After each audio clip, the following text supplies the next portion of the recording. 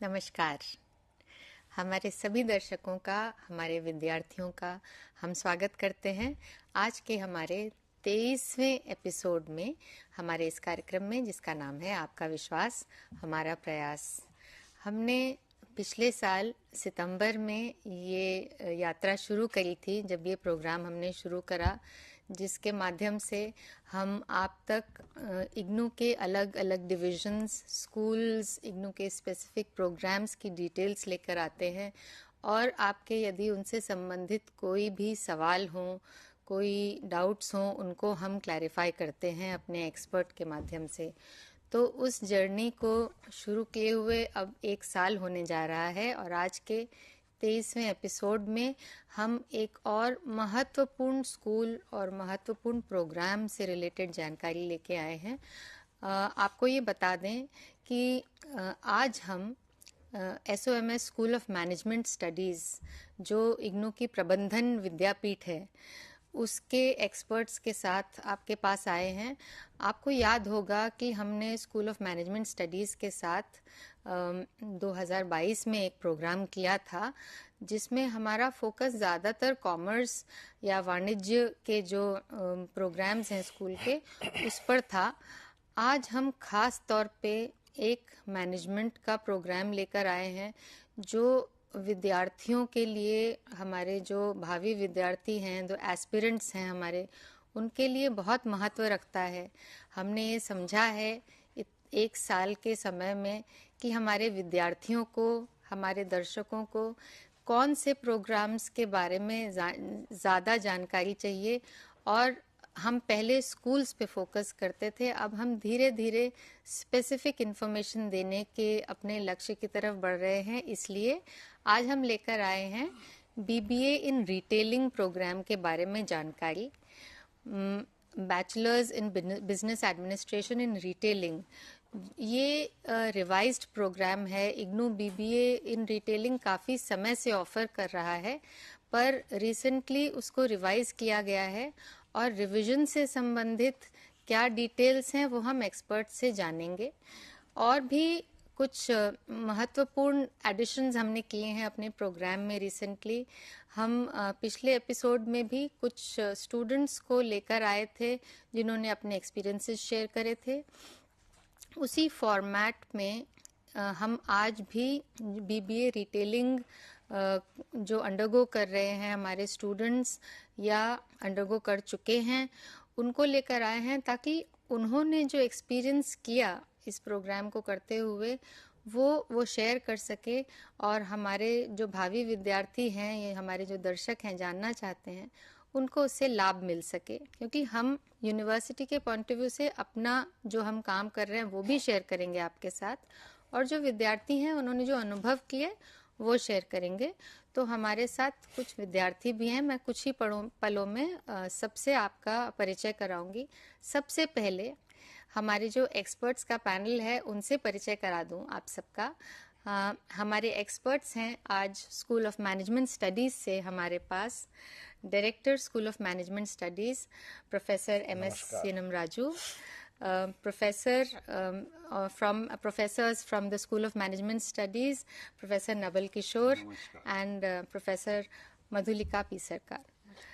और साथ ही जैसे मैंने बोला, हमारे साथ कुछ विद्यार्थी हैं जो अपने अनुभव हमारे साथ शेयर करने वाले हैं, और उनके साथ में जो रिटेलर्स एसोसिएशन ऑफ इंडिया है उसको रिप्रेजेंट करते हुए श्री श्वेत कुमार जी हैं, और वो भी हमें अपने अनुभव बताएंगे कि जो विद्यार्थी हैं जो इंटर्नशिप करते हैं उनको इंटर्नशिप से क्या लाभ मिलता है और आगे उनका भविष्य में कैसे वो लोग फ़ायदा उठा पाते हैं। तो इससे पहले कि हम उस दिशा में बढ़े, सबसे पहले मैं आप सबका बहुत स्वागत करती हूँ हमारे इस स्पेशल एपिसोड में जो BBARL प्रोग्राम पे फोकस कर रहा है। और शुरुआत करती हूँ प्रोफेसर राजू से। इससे पहले सर कि हम इस प्रोग्राम के बारे में जानकारी अपने विद्यार्थियों को दें, ये महत्वपूर्ण है कि हम उन्हें बताएं कि स्कूल ऑफ मैनेजमेंट स्टडीज़ कितना योगदान दे चुका है यूनिवर्सिटी और विद्यार्थियों के जीवन में। तो we will give them a brief background, a historical perspective of the school and how and when the BBA program was started. And briefly this, and then after that we will come straight to the program. Once again, namaskar to the viewers and welcome to this Aapka Vishwas Hamara Prayaas. आपका विश्वास हमारा प्रयास ये program run करने के लिए student services centre बहुत प्रयास कर रहे. ये प्रयास आपको विश्वास बढ़ाने के लिए, आपका विश्वास तो है इग्नो का बारे में, because all you know that this Indira Gandhi National Open University was established an act of parliament and this is the central university. Just I want to give the status of the university. This is the central university. बहुत लोगों को कभी कभी पूछता है मेरे को ये यूनिवर्सिटी क्या है कैसा है, इसलिए मैं बता रहा. And this university is the biggest university in the world in terms of enrollment. And this is having global presence also. बाहर भी ये यूनिवर्सिटी का बहुत है, बाहर का विद्यार्थी भी बहुत ये कोर्सेस ले रहे. सो आपका विश्वास बढ़ाने के लिए मैं सिर्फ 2-3 मिनट स्कूल का बारे में बताना चाहता हूँ. ये स्कूल है स्कूल ऑफ मैनेजमेंट स्टडीज़. ये BBA retailing is a collaborative programme with the Retailers Association of India. It is 100% skill oriented program. So School of Management Studies is one of the biggest schools in the university, and in fact this is the first school established at the time of beginning of the university, and this school is offering 27 programs including PhD. This is two disciplines, management and commerce. Not only we are having this program, industry linked program, we have also other institutional linked programs also. आपका विश्वास बढ़ाने के लिए मैं बताना चाहता हूँ, हमारा स्कूल का प्रोग्राम में BCom, MCom का chartered accountants of India, company secretaries of India, institute of cost and works accountants of India के साथ BCom, MCom का कोलैबोरेटिव प्रोग्राम्स भी है. ऐसा कॉमनवेल्थ ऑफ लर्निंग के साथ भी हमारा प्रोग्राम्स है. रिटेलर्स एसोसिएशन के साथ ये लंबा प्रोग्राम है, बहुत साल से चल रही. ये प्रोग्राम में 100% प्लेसमेंट भी है. ये जॉब ओरिएंटेड प्रोग्राम है, आपको इंटर्नशिप भी मिलेगा. वो डिटेल्स हमारा साथ है, ये कॉलीग्स वो आपको डिटेल्स बता देगा. हम इसी के साथ साथ और हम आगे बढ़ रहे, हम BBA ऑटोमोबाइल भी डेवलप करने के लिए हम सोच रहे. ऐसा MBA रिटेलिंग भी, आप BBA रिटेलिंग होने का बाद आपको और इम्प्रूव के लिए, वर्टिकल ग्रोथ के लिए MBA रिटेलिंग भी अभी हम सोच रहे, डिस्कशंस भी चल रहे. आपको वर्टिकल ग्रोथ भी मिलेगा. So with these few words I congratulate again the Student Support Center for conducting such programs to reach our students. हमारा पास अभी 2 तरीका स्टूडेंट्स है.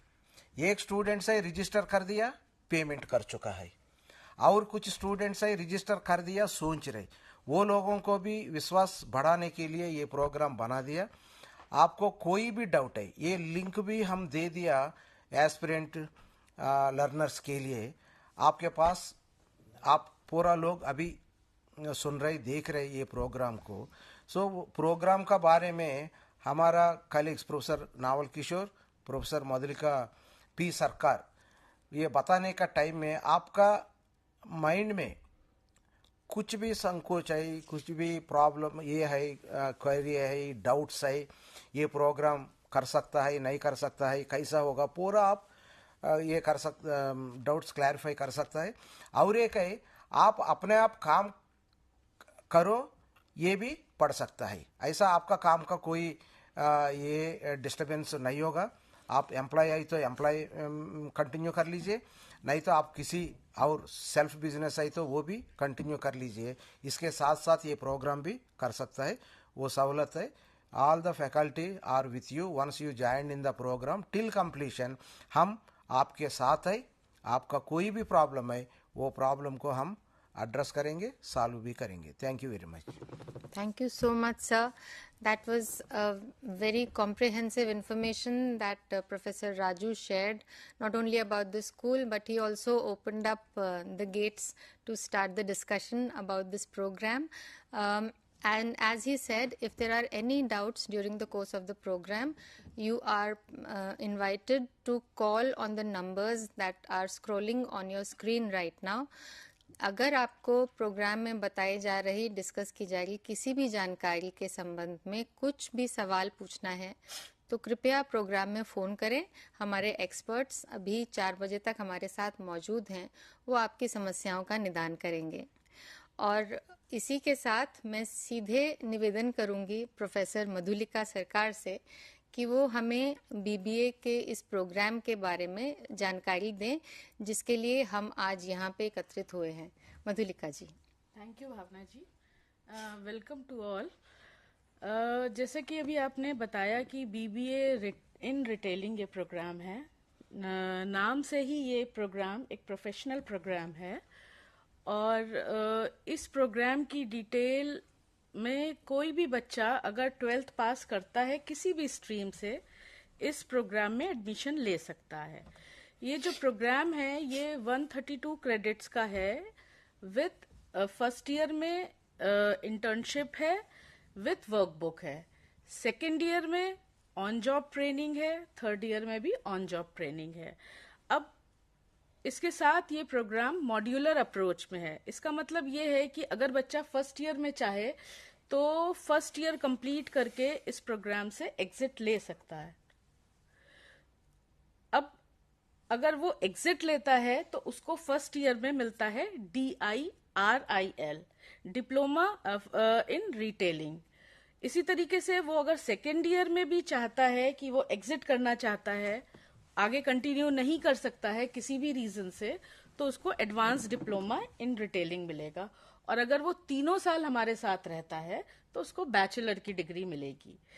इस प्रोग्राम की जो खूबसूरती है, वो सबसे बड़ी खूबसूरती ये है कि ये प्रोग्राम हमारा रिटेलर एसोसिएशन ऑफ इंडिया के साथ है और वो हमारे बच्चों को इंटर्नशिप प्रोवाइड करते हैं और ये इंटर्नशिप फर्स्ट ईयर से ही शुरू हो जाता है। अगर बच्चे वहां पर ट्रेनिंग करते समय, इंटर्नशिप करते समय बहुत अच्छा करते हैं तो कंपनी उनको वहीं एब्सॉर्व कर लेती है। इसका मतलब ये है कि बच्चे जैसे ही एडमिशन लेते हैं हमारे इस प्रोग्राम में, उसको डे 1 से इंश्योरिटी हो जाती है कि उसको एम्प्लॉयमेंट मिलेगा जी। तो ये इस प्रोग्राम की सबसे बड़ी खूबसूरती है। पहले ये प्रोग्राम हमारा 90 क्रेडिट्स का था। अब हमने जुलाई 2022 से इस प्रोग्राम को रिवाइज करके एज पर यूजीसी नॉर्म हमने इसको 132 क्रेडिट्स का कर दिया है। Right, thank you so much. तो देखिए, हमारे विद्यार्थियों को मैं ये बताना चाहूँगी कि पिछले कुछ सालों से जो हमारे भारत सरकार का इम्पीटस रहा है मेक इन इंडिया पे और अपने सेल्फ एम्प्लॉयमेंट पे, उसकी तरफ ये एक कदम भी है, बहुत बड़ा कदम है जो इग्नू ने लिया है कि अपना जो एग्जिस्टिंग बीबीए का प्रोग्राम था उसको रिवाइज करके उसके जो एडिशनल क्रेडिट्स उसमें ऐड किए हैं as per the new national education policy, वो हमारे स्टूडेंट्स के बेनिफिट के लिए किया गया है। तो इसके बारे में हम और थोड़ी जानकारी हासिल करेंगे। हम चलते हैं प्रोफेसर नवल किशोर जी के पास। सर, हमारे विद्यार्थियों को थोड़ा सा इस प्रोग्राम का स्ट्रक्चर आप बताएं और थोड़ा ये बताएं कि किस तरीके से ये वेरियस कंपोनेंट्स जो हैं प्रोग्राम में कैसे बेनिफिट करेंगे उनको। नमस्कार, मैं भी आप सबों को वेलकम करता हूं इस प्रोग्राम में। और एक बहुत बड़ी बात इस देखिए, जब आप कोई भी प्रोग्राम को करते हैं तो आपके मन में ये धारणा उत्पन्न होती है कि हम क्यों कर रहे हैं, और ये स्वाभाविक है कि हम किसी प्रोग्राम को क्यों कर रहे हैं।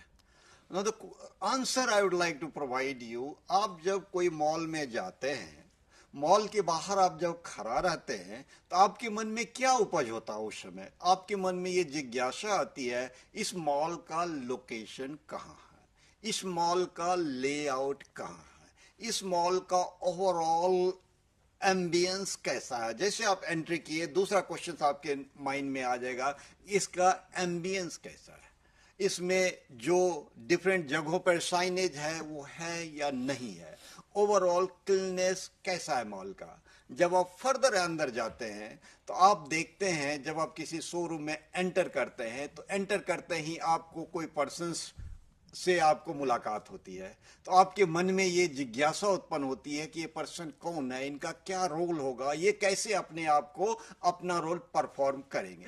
यहां से आपको ये सोचना शुरू कर देना चाहिए कि यदि उस बंदा के प्लेस पे यदि आप होते तो आप कैसे उस काम को परफॉर्म करते। तो वो एक बंदा आपको मिलता है जिसके साथ कि आपका इंटरेक्शन होता है। उसके बाद आप देखते हैं कि स्टोर पूरा का पूरा लगा हुआ, whole range of the store management है, इन्वेंट्री है, पूरा का पूरा इन्वेंट्री लगा हुआ है। फिर आप क्या देखते हैं, आप देखते हैं डिस्प्ले है, मैनक्विन्स है, ये इस पोजीशंस में है, सम ऑफ द आपका देखते हैं स्क्रीन है उसमें कि some 3 dimensional, this dimensional, all that ad is coming out, whole range of promotional activity जो वहां पर है आपको। फिर आप देखते हैं वहीं पर आप जब खड़ा रहते हैं, आप देखते हैं कोई कस्टमर एंटर करता है तो कैसे सेल्समैन देखता है कि वो कस्टमर का क्या एक्सपेक्टेशन है, कस्टमर क्या कुछ खरीदना चाहता है कि कस्टमर क्या कुछ देखना चाहता है, कस्टमर का क्या होगा, उत्सुकता आती है।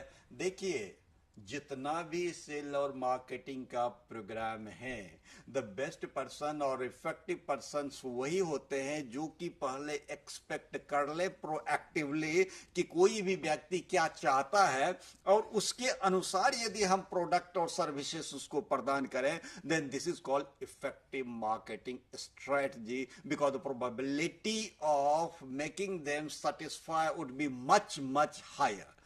इसलिए आपको प्रोएक्टिव हो करके ये पता लगाने की कोशिश करते हैं कि एग्जैक्टली वो क्या चाहते हैं। दूसरी बात होती है कि उसको हम कैसे उसको प्रोवाइड करें। कुछ चीजें मैनक्विन्स में लगा हुआ, कोई देख करके बाहर का व्यक्ति अट्रैक्ट होता है तो आप उसको ये दिखाएंगे, हाँ मैनक्विन्स में नंबर 3 मैनक्विन्स, अच्छा आपको ये प्रोडक्ट चाहिए, ये सर्विसेज चाहिए, ये कलर चाहिए, ये हमारा यूएसपी है, ये हमारा चीजें हैं, होल रेंज ऑफ प्रोडक्ट का नॉलेज आप उसको बताते हैं कि यदि इस में जाएंगे तो ये आएगा, इसमें जाएंगे। रिसेंटली आपको पता होगा कि कोई टॉप था कहीं का, वो कहीं वो टॉप्स लगा हुआ था मैनक्विन्स में, एज ए रिजल्ट क्या हुआ, सारा का सारा टॉप बिक गए, इतना ज्यादा वो मार्केट में ये आ गए कि हाँ ये कलर, ये because the colour combination was like that. As a result of the colour combination people started liking that, और ये एक स्प्रेड हुआ। तो कस्टमर्स का कैसे क्या एक्सपेक्ट करते हैं और आप क्या उसको देना चाहते हैं। उसके बाद यही खत्म नहीं होता है ये, जब कोई कस्टमर्स आता है आपके पास, कस्टमर को आप कुछ सेल करते हैं तो ध्यान रखिएगा कि करीब करीब नया कस्टमर बनाने में और ओल्ड कस्टमर को सरवाइव करिए, और उसको आप यदि नया कस्टमर को बनाइए तो मच मच एक्सपेंसिव होता है ये, may be ranging from 5 to 10 times expensive है नया कस्टमर बनाना। देयरफॉर आपको यहां पर यह भी देखना है कि कस्टमर रिलेशनशिप मैनेजमेंट कितना कंटिन्यू करे, कैसे करे, ताकि लॉन्ग टर्म वो जो भी आपका कस्टमर है आपके साथ वो बना रहे। तो इसके लिए हम customer relationship management, loyalty programme, promotional programme, बहुत सारे प्रोग्राम हम वहां पर करते हैं। और उन सभी प्रोग्राम को जब आप इन कर रहे हैं और देख रहे हैं तो ये सारे चीजों का स्टडी हमारे रिटेल प्रोग्राम्स में, जो BBI bachelor of business administration in retailing की बात हम लोगों ने किया है, ये सारे एंगल्स उसमें आपको दिया हुआ है, जिसमें कि आप पढ़ते हो कि जब आप एंट्री किया मॉल में, उसके बाद जब आप मॉल से सेटिस्फाई होकर के बाहर निकले, और उसके बाद लॉन्ग टर्म रिलेशनशिप कैसे क्रिएट कराएं, ये सारे फ्रंट एंड की एक्टिविटीज होती है। इसके अलावा बैक एंड की भी एक्टिविटीज होती है। जो बैक एंड की एक्टिविटीज होती है, जैसे आप कैसे जब आप मॉल में जाते हैं तो आप क्या देखते हैं कि पूरा का पूरा टैग लगा हुआ एक क्लोथ्स है, एक आपने शर्ट देखा जिसमें पूरा का पूरा टैग लगा हुआ। ये जब माल आते हैं कहीं से, एक तो सप्लाई चेन मैनेजमेंट होता है पूरा का पूरा, जो कि माल कहीं से आया, उस स्टोर में, आपके स्टोर में आ गया, उस स्टोर के जहां भी उसका जगह होता है वेयर हाउस में, उसमें ये सारे चीजें वो करते हैं, जो प्राइस टैग लगाना हुआ, ये लगाना हुआ, सारा चीजें उसमें किया जाता है। तो हर का एक अलग अलग टर्मिनोलॉजी भी होते हैं ना। वो जो टर्मिनोलॉजी होते हैं that is very much Vogue in the retail store.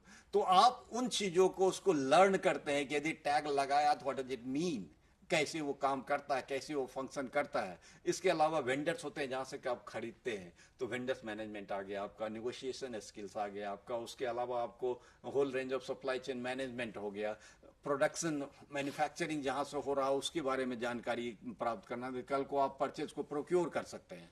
सो ये सारे एक्टिविटीज आपको एक रिटेल का एक्टिविटीज होता है, और इन सारे एक्टिविटीज का जानकारी आपको इस प्रोग्राम में दिया जाता है, ताकि आप जब ये प्रोग्राम को आप करना शुरू करें और जब ये प्रोग्राम को आप फाइनली डिग्री लेकर के जाएं, तब आप उस योग्य बन सकें कि आप कैसे एम्प्लॉयमेंट ले पाएंगे, और जब एम्प्लॉयमेंट आपको मिल जाएगा तो कैसे उसको आप कंटिन्यू करेंगे।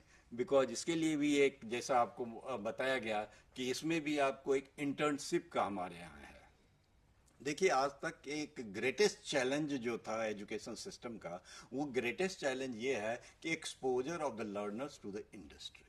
Because whatever we are teaching in the university, most of the time we focus more on the content aspect, where we provide the information, we provide the content, we provide the theory, we provide the principles, all those things we provide there.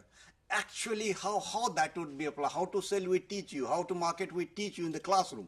But when I give you, okay, this is the pen, you go to the market and you sell this pen, then you are exposed with the actual selling environment where n number of complexities would be there. And when you deal those n number of complexities yourself, then in that case you are exposed to the actual environment where the things which have been taught to you, that is being applied. So the internship, what we provide for the internship in the first year itself, we have the 3 months internship. That means where you go 3 months in a mall and you work there, you learn there, you go to learn all those majority of the aspect, most of the aspect of the retail management, of the retail scenario, of the retail operations, etc., etc. So when you go, you yourself feel that, okay, if you have to sell this pen, how you are going to convince your customers? Well, whole range of the activities which we keep on teaching you at the in the classroom, that is the consumer behavior, that is the relationship management, that is the marketing management, that is the entrepreneurship, that is the sales and distribution management, that is the ethical dimension, that is the IT management, etc., etc., which you are being taught in the classroom, or in our parlance, we have the self-learning materials which is being provided to you by Ignou. From that you learn all these things, and when you go to work there, 3 months internship, when you undergo that, then you learn a variety of the things. And moreover, if you perform during that 3 months also, because I'll tell further that how you will be getting you will be benefited by the internship also. So if you perform better, because it is yours, it is you who is going to learn, and you know the learning, sky is the limit for the learning. So you have to improve yourself. You have to develop your own personality. So once you learn something in that at home from the books, and now for the 3 months you are in the departmental store where you are given the internship, and there when you learn all these activities, all these operations, probability of getting job would be much, much higher. Because this is the things, and this program since 2008, when we offered this BBA in retailing program, since then we have been providing the internship to the students, where students also learn this, because mind it, skill and employment, this is the core of any of the academic activities. So when the academic activities are linked with the skill and employment, therefore your development, either it is intellectual, either it is operational, it is application, overall development will take place. Therefore, internship is very, very important component of this program. Rather, let us say this is the pillar of the program. This is the important crux of the program, where you are given the opportunity to go to work in the environment, in the retail mall, and once you work, either it is in the terms of the employment, either in the terms of personal development also, either in the terms of your own that is entrepreneurship skills enhancement of that also. You can set up your own business, you can work in that store, you can get the varieties of area where you can work further. So all these things should be provided by the during your internship. So this is a very important component of the program, where you get the opportunity to learn, opportunity to develop, opportunity either it is individual development, either it is the group development, either it is organizational development. All three interaction you get opportunity to gain it in the mall itself. Thank you so much. That was a very comprehensive information, and I believe the students have realized the fact that this is a program, as Professor Nawal Kishore just shared, this is a program where you not only learn by doing, but you also earn while you learn. We'll come back to it in just a little while. We'll take a short break, और एक छोटे से अंतराल के बाद हम आपसे फिर आके जुड़ते हैं और इस प्रोग्राम के बारे में, इसके पाठ्यक्रम के बारे में कुछ और महत्वपूर्ण जानकारी आपके साथ हम बांटेंगे, साझा करेंगे. हमारे साथ बने रहिए, हम 2 मिनट में वापस आते हैं.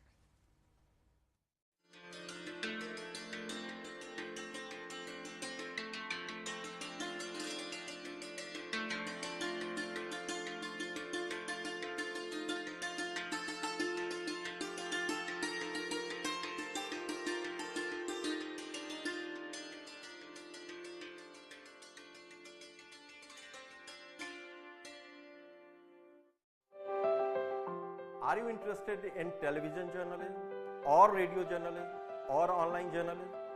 Or do you want to learn with the flexibility of open learning?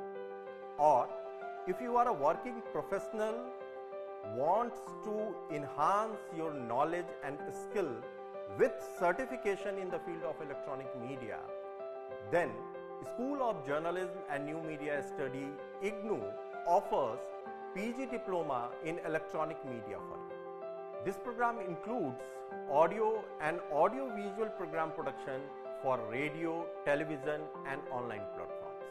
Here are some important details about the program.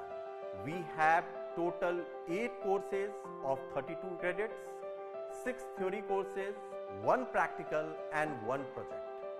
Eligibility: bachelor's degree in any subject. Minimum duration 1 year, maximum 3 years. Medium is English, but students can write their examinations, assignments, practical and project in Hindi also. So if you are interested in television, radio or online media, please come and join Ignou's PG Diploma in Electronic Media.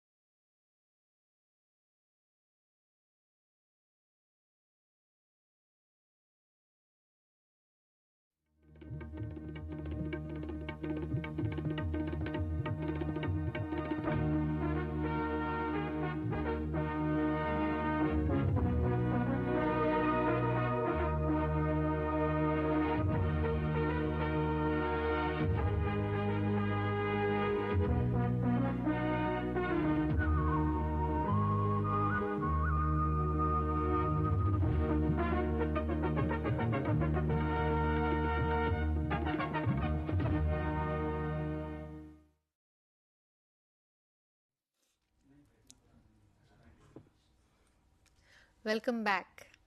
और break पे जाने से पहले हम BBARL जो हमारा इग्नू का programme है, रिवाइज्ड प्रोग्राम अभी रिसेंटली शुरू किया गया है, उसके बारे में हमारे स्कूल ऑफ मैनेजमेंट स्टडी के जो एक्सपर्ट्स हमारे साथ आए हुए हैं आज, उनसे चर्चा कर रहे थे।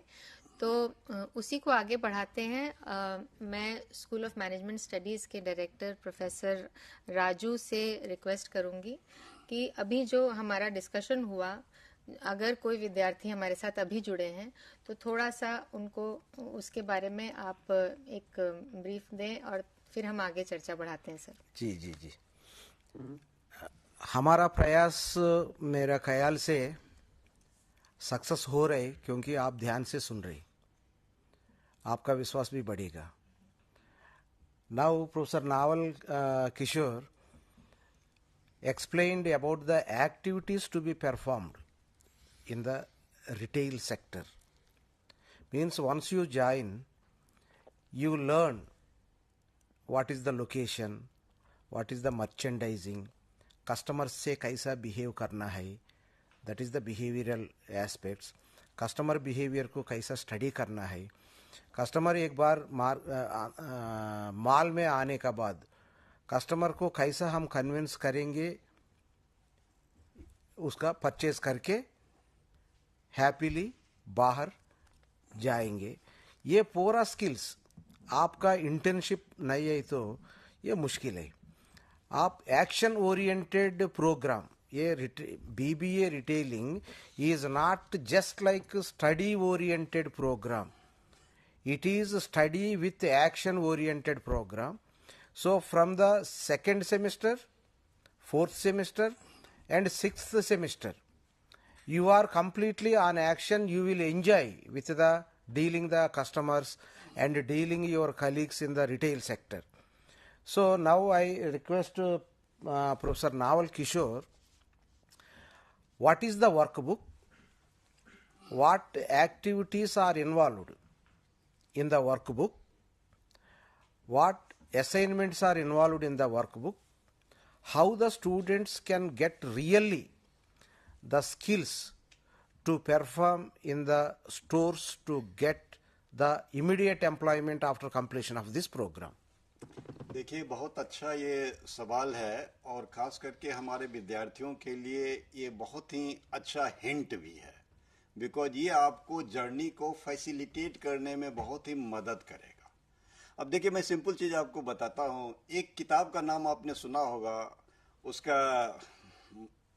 फर्स्ट बुक, जब वर्ड पावर नाम है किताब का, और जब आप फर्स्ट पेज उसको उल्टेंगे तो उस बुक में यह लिखा हुआ है, please do not read this book, very interesting for the students, rather excellent, but after the comma or semicolon it is written that please do it, please write it, please work upon it, so on and so forth. So that means, what does it mean? It means that आप ये सोचने को बाध्य हो जाएंगे कि दुनिया का जो 5 टॉप रिटेलर्स है, let's say that Walmart, Amazon.com, Schwarz group, Aldi, Costco, why ये 5 बेस्ट कंपनी है। अभी मैं एक आर्टिकल पढ़ रहा था जिसमें कि लिखा हुआ था कि जो 5 बेस्ट सर्विस ओरिएंटेड कंपनी कौन सा है। तो 5 बेस्ट, जब 1000 लोगों का ये किया गया, 5 बेस्ट सर्विस ओरिएंटेड कंपनी में वहां भी आ गया बेस्ट सर्विस प्रोवाइडर में नाम आता है Amazon, Walmart, Target, Apple, Chickfil. Now मैं क्या कहना चाहता हूं कि देखिए, ये सारे एक्टिविटीज सारा अप्लाइड एक्टिविटीज है। यदि आप उस स्किल को समझ जाएंगे, क्योंकि हमने जो इस बुक में नाम दिया, वर्क बुक नाम दिया, हम प्रोजेक्ट नहीं बोलते हैं इसको, हम वर्क बुक बोलते हैं। मतलब ये है कि हम आपसे यह एक्सपेक्ट करते हैं कि आपने जो किताबों में पढ़ा, आपने जो इंटर्नशिप में वहां पे लर्न किया, आपने जो इंटर्नशिप में देखा, आपने जो वहां पर कुछ बेचा, कुछ समझा, कुछ कन्विंस किया, कुछ निगोशिएट किया, कुछ डिस्प्ले किया, कुछ ऑपरेशनल इश्यूज को समझा, कुछ एथिकल डायमेंशंस को सीखा, आईटी को सीखा, उसको आप जॉट डाउन करें डिफरेंट फॉर्म में। That means the cognitive, that is the content aspect you learnt there, a skill aspect when you are exposed to the learning environment, that is the industrial environment, वहाँ पे आपने सीखा उस चीज को. अब हम ये आपसे एक्सपेक्ट करते हैं कि आप वर्क बुक में उस चीजों को जो आपने पढ़ा और जो आपने सीखा उसको आप लिखें, ताकि ओवरऑल आपका प्रिपरेशन बहुत ही अच्छा. इस चीज को बड़ा ध्यान से आप सुनिए. इसका पर्पस ये है, जब आपने सीखा, आपने लर्न किया, आपने स्किल डेवलप किया, अब उसको आप राइट डाउन करिए डिफरेंट पर्सपेक्टिव में, ताकि आपका ओवरऑल लर्निंग जो है बहुत ही मजबूत हो जाए.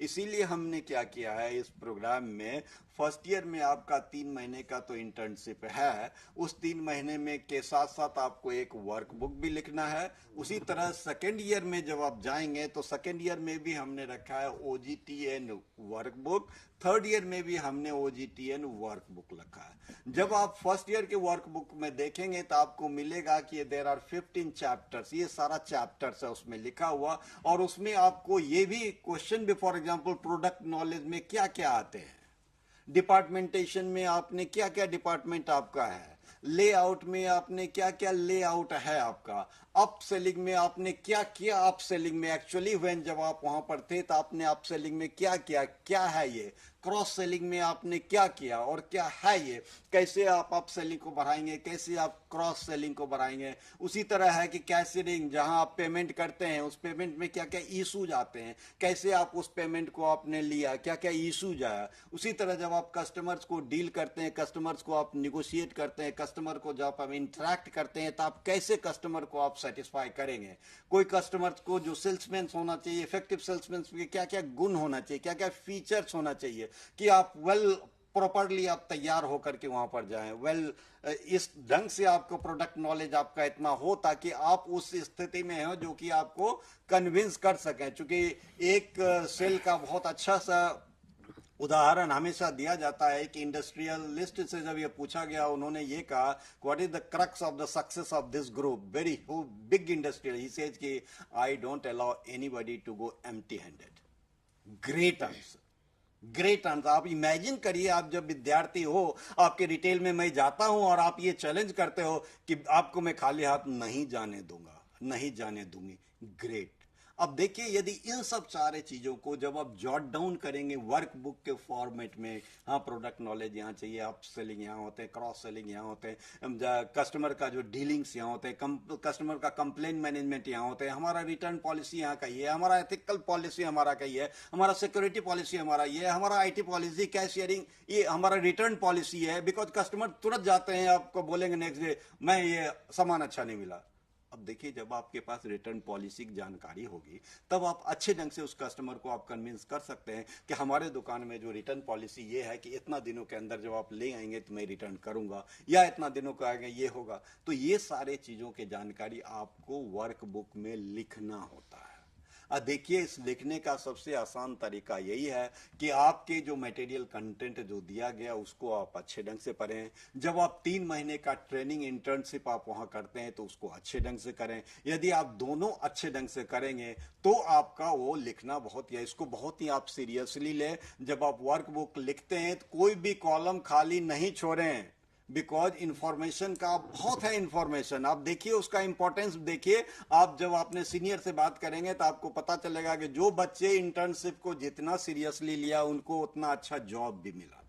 क्योंकि जब आप रिटर्न में वहां 8 घंटे 10 घंटे जब आप काम करते हैं, जब आप कोई भी चीज को सेल करते हैं तो वो एक्सपोजर आपका एक डिफरेंट डायमेंशन होता है. बड़ा खुश होता है बच्चा कि सर आज तो मैंने 20 शर्ट्स आज तो हमने बेचा है. आज कितनी खुशी होती है उस बच्चे के चेहरा पर. आप देखिए, आज मैंने 10 शर्ट्स बेच दिया, आज मैंने 20 बेच दिया. देखिए, ये परफॉर्मेंस जो है आपको अपना परफॉर्मेंस बहुत काम आएगा.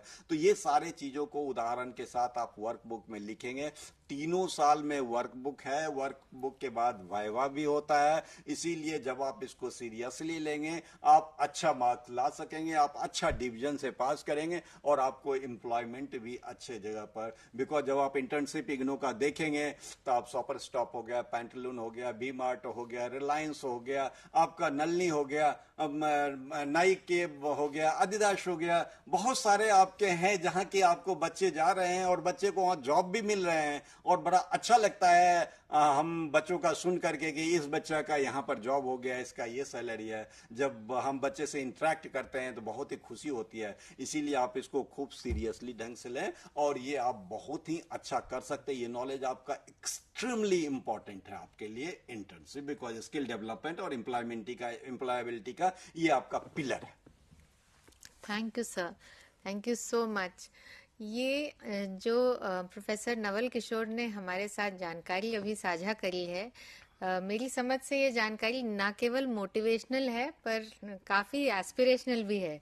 तो जो हमारे स्टूडेंट्स अभी हमारे साथ जुड़े हुए हैं, जिन्होंने एडमिशन लिया हुआ है इस प्रोग्राम में, उनके लिए बहुत मोटिवेशनल रहा। एक तरीके से हर एक बिंदु पे प्रोग्राम के जो है मार्गदर्शन मिल गया उनको। और साथ ही जो चाहते हैं कोई ऐसी डायरेक्शन अपनी ज़िंदगी को देना और ढूंढ रहे हैं कि कुछ ऐसा हम पाठ्यक्रम तलाशें जिसमें एडमिशन ले जो हमें ऐसे मौके दिलवाए, उनके लिए ये बहुत एस्पिरेशनल है। आप इस प्रोग्राम के बारे में, BBARL के बारे में और भी जानना चाहें तो इग्नू की वेबसाइट पे जानकारी है। उसके अलावा आप इग्नू के स्कूल ऑफ मैनेजमेंट स्टडीज़ में जो हमारे फैकल्टी मेंबर्स हैं, जो आज हमारे एक्सपर्ट्स हैं, उनको भी संपर्क कर सकते हैं। वो आपको और विस्तृत जानकारी भी देंगे। और अभी फ़िलहाल हमारे कार्यक्रम में ऑनगोइंग आप कॉल भी कर सकते हैं। आपके स्क्रीन पे जो नंबर स्क्रॉल कर रहे हैं उन पे आप कॉल करके भी पूछ सकते हैं। और क्योंकि प्रोफेसर नवल किशोर ने बात करी कि आप अच्छे से पढ़ें, अच्छे नंबरों से पास करें और आपको अच्छी एम्प्लॉयमेंट मिले, तो उसी सिलसिले में मैं प्रोफेसर मधुलिका के पास जाना चाहूँगी। उनसे ये पूछना चाहूँगी कि हम जो इवैल्यूएशन होता है, एग्जामिनेशन, असाइनमेंट्स वगैरह, उसके बारे में भी थोड़ा जानकारी देते चलें हमारे विद्यार्थियों को। जी, देखिए, जो हमारा इवैल्यूएशन की आपने जो बात कही है, पहले ये प्रोग्राम हमारा ईयरली बेस था। जब हमारा ये प्रोग्राम 90 क्रेडिट था जी। हमने अब इस प्रोग्राम को रिवाइज कर दिया है जुलाई 22 से। अब ये प्रोग्राम हमारा सेमेस्टर बेस है जी। तो सेमेस्टर बेस के लिए जो हमारे विद्यार्थी हैं उनको हर 6 महीने में एग्जामिनेशन देना होता है, राइट। अब अगर बच्चा जुलाई में एडमिशन लेता है तो उसको फर्स्ट सेमेस्टर का एग्जाम दिसंबर में देना होगा। अगर बच्चा दिसंबर में एग्जाम दे रहा है तो उसके लिए असाइनमेंट है वो अक्टूबर तक उसको जमा करना है। इन केस अगर वो किसी कारण से नहीं एग्जाम दे पाता है तो वो उसके लिए अगला जो अपॉर्चुनिटी आएगी एग्जाम देने की वो जून में आएगी और जून के लिए वो नया असाइनमेंट डाउनलोड करेगा वेबसाइट से और वो मार्च तक उसको सबमिट कर सकता है। जितने भी असाइनमेंट्स हैं ये एक कंपलसरी कंपोनेंट है हमारे पूरे प्रोग्राम स्ट्रक्चर का और इन असाइनमेंट्स का 30% मार्क्स होता है जो हम अपने ग्रेड कार्ड में इंक्लूड करते हैं। तो ये जो असाइनमेंट का कंपोनेंट है ये एक कंपलसरी कंपोनेंट है जी। और इसको स्टूडेंट को देना है दिसंबर के लिए अक्टूबर, और अगर कोई बच्चा जून में देना चाहता है तो वो मार्च तक सबमिट कर सकता है। जी, तो ये बात ध्यान देने लायक है जो अभी प्रोफेसर मधुलिका ने बोला। जो दिसंबर का टर्म एंड एग्जाम देना चाहते हैं वो अक्टूबर में अपना टर्म एंड एग्जाम से पहले अपना असाइनमेंट सबमिट करें और जो जून का टर्म एंड एग्जाम देना चाहते हैं वो मार्च तक सबमिट करें। तो आपने जी एक चीज में सॉरी इंटरप्ट किया, एक चीज मैं और इंक्लूड करूंगी। जैसे कि अभी हम लोगों ने बताया कि ये हमारा सेमेस्टर वाइज प्रोग्राम है जी। तो बच्चे ये प्रोग्राम अभी तक जुलाई ऑफर में था, बट हम आने वाले जनवरी साइकिल में इस प्रोग्राम को हम जनवरी से भी ऑफर कर रहे हैं। और अभी तक ये प्रोग्राम इंग्लिश मीडियम में ही ऑफर था, लेकिन इस जनवरी से हम इसको हिंदी मीडियम में भी ऑफर करेंगे। ये तो और भी अच्छी बात है। तो मैं यही बोलना चाह रही थी हमारे विद्यार्थियों को, और उसमें एक और चीज़ अब जुड़ गई कि ना केवल ये है कि आपको फ्लेक्सिबिलिटी है, ये आपका डिसीजन होगा, आप कब एग्ज़ाम देंगे और उसके हिसाब से आपको अपने असाइनमेंट जमा करने हैं। और उसी में जैसा कि प्रोफेसर मधुलिका ने अभी बताया, एक और फ्लेक्सिबिलिटी जुड़ गई। जनवरी 2024 से जो आपको जब एडमिशन लेंगे आप इस प्रोग्राम में, तो आप हिंदी में भी एज अ हिंदी मीडियम में भी आप इसको कर सकते हैं प्रोग्राम को। तो ये 2 भाषाओं में ऑफर होगा, इंग्लिश और हिंदी। ये बहुत ही अच्छा कदम है। मैं बधाई देना चाहूँगी SOMS को, स्कूल ऑफ मैनेजमेंट स्टडीज़ को, कि इतना अच्छे से रिवाइज किया है। ये 2008 से शुरू होके और यहाँ आज समय की मांग के अनुसार अपने आप को ढालते हुए आज प्रोग्राम पहुँचा है।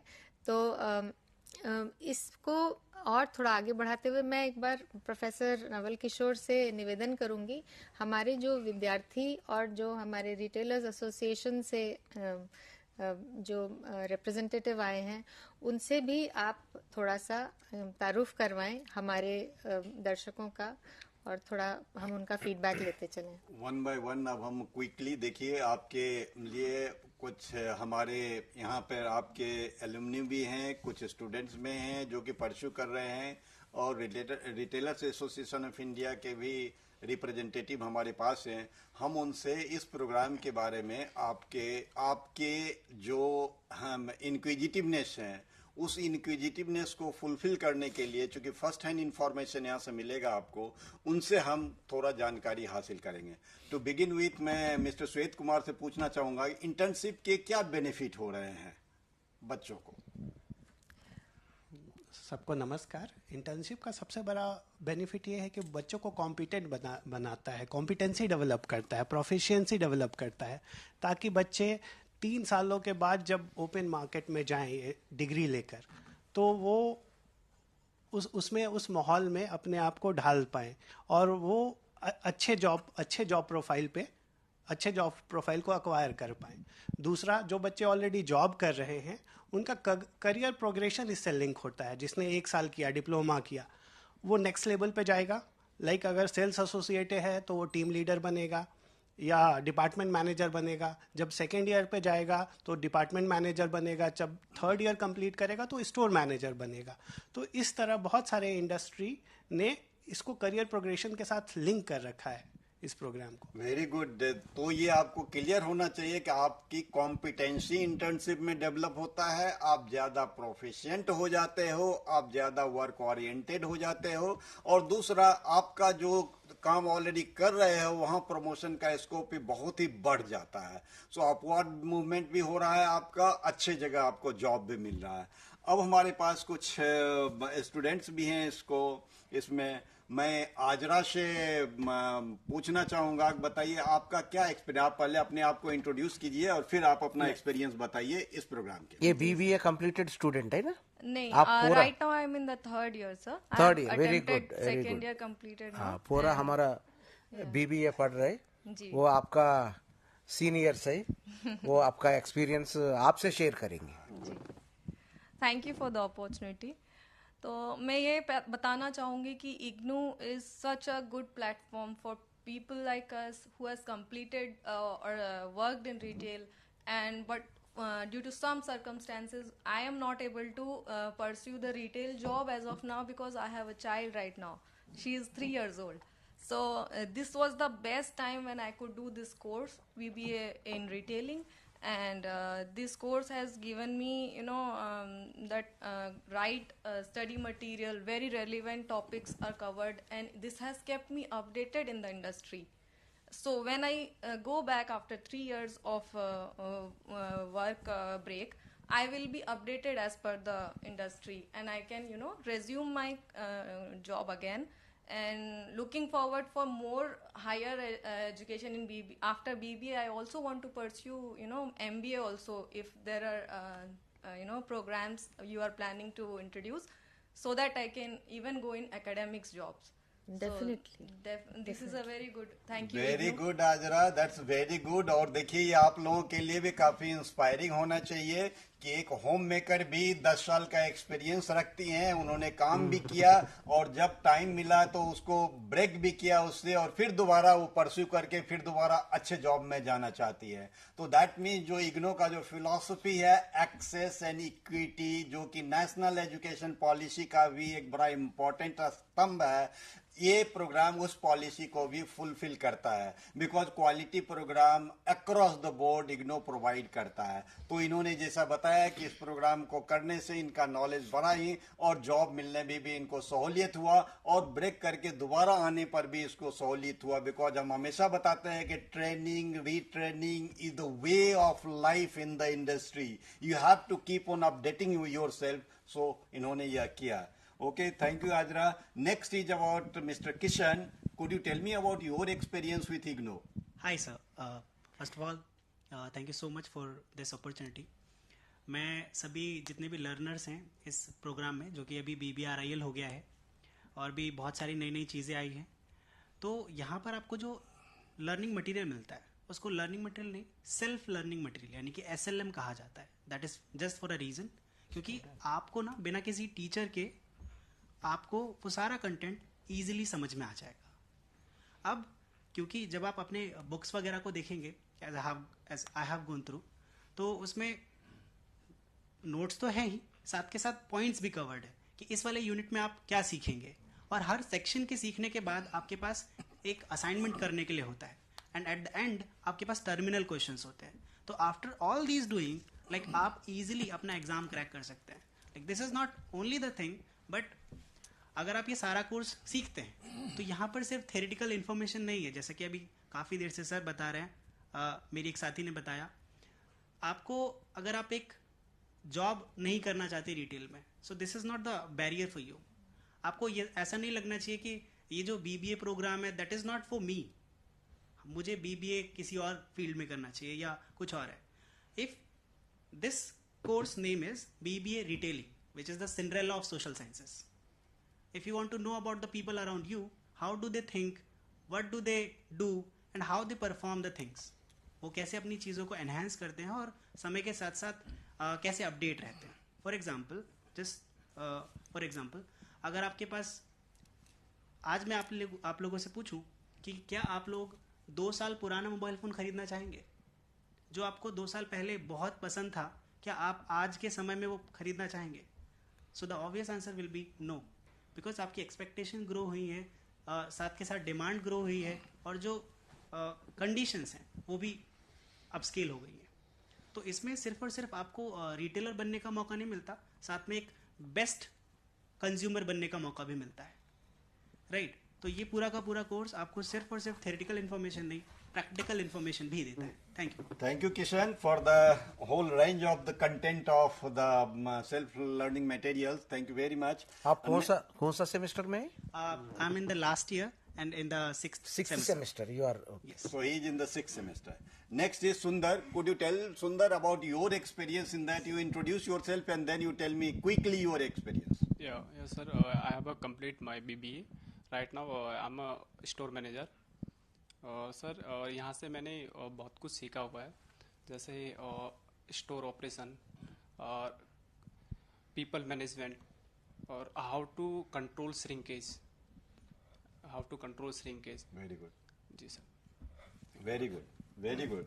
So now store whole range of the store operations, inventory, shrinkages, people's management, manpower planning, all those things he is implementing there whatever he has studied.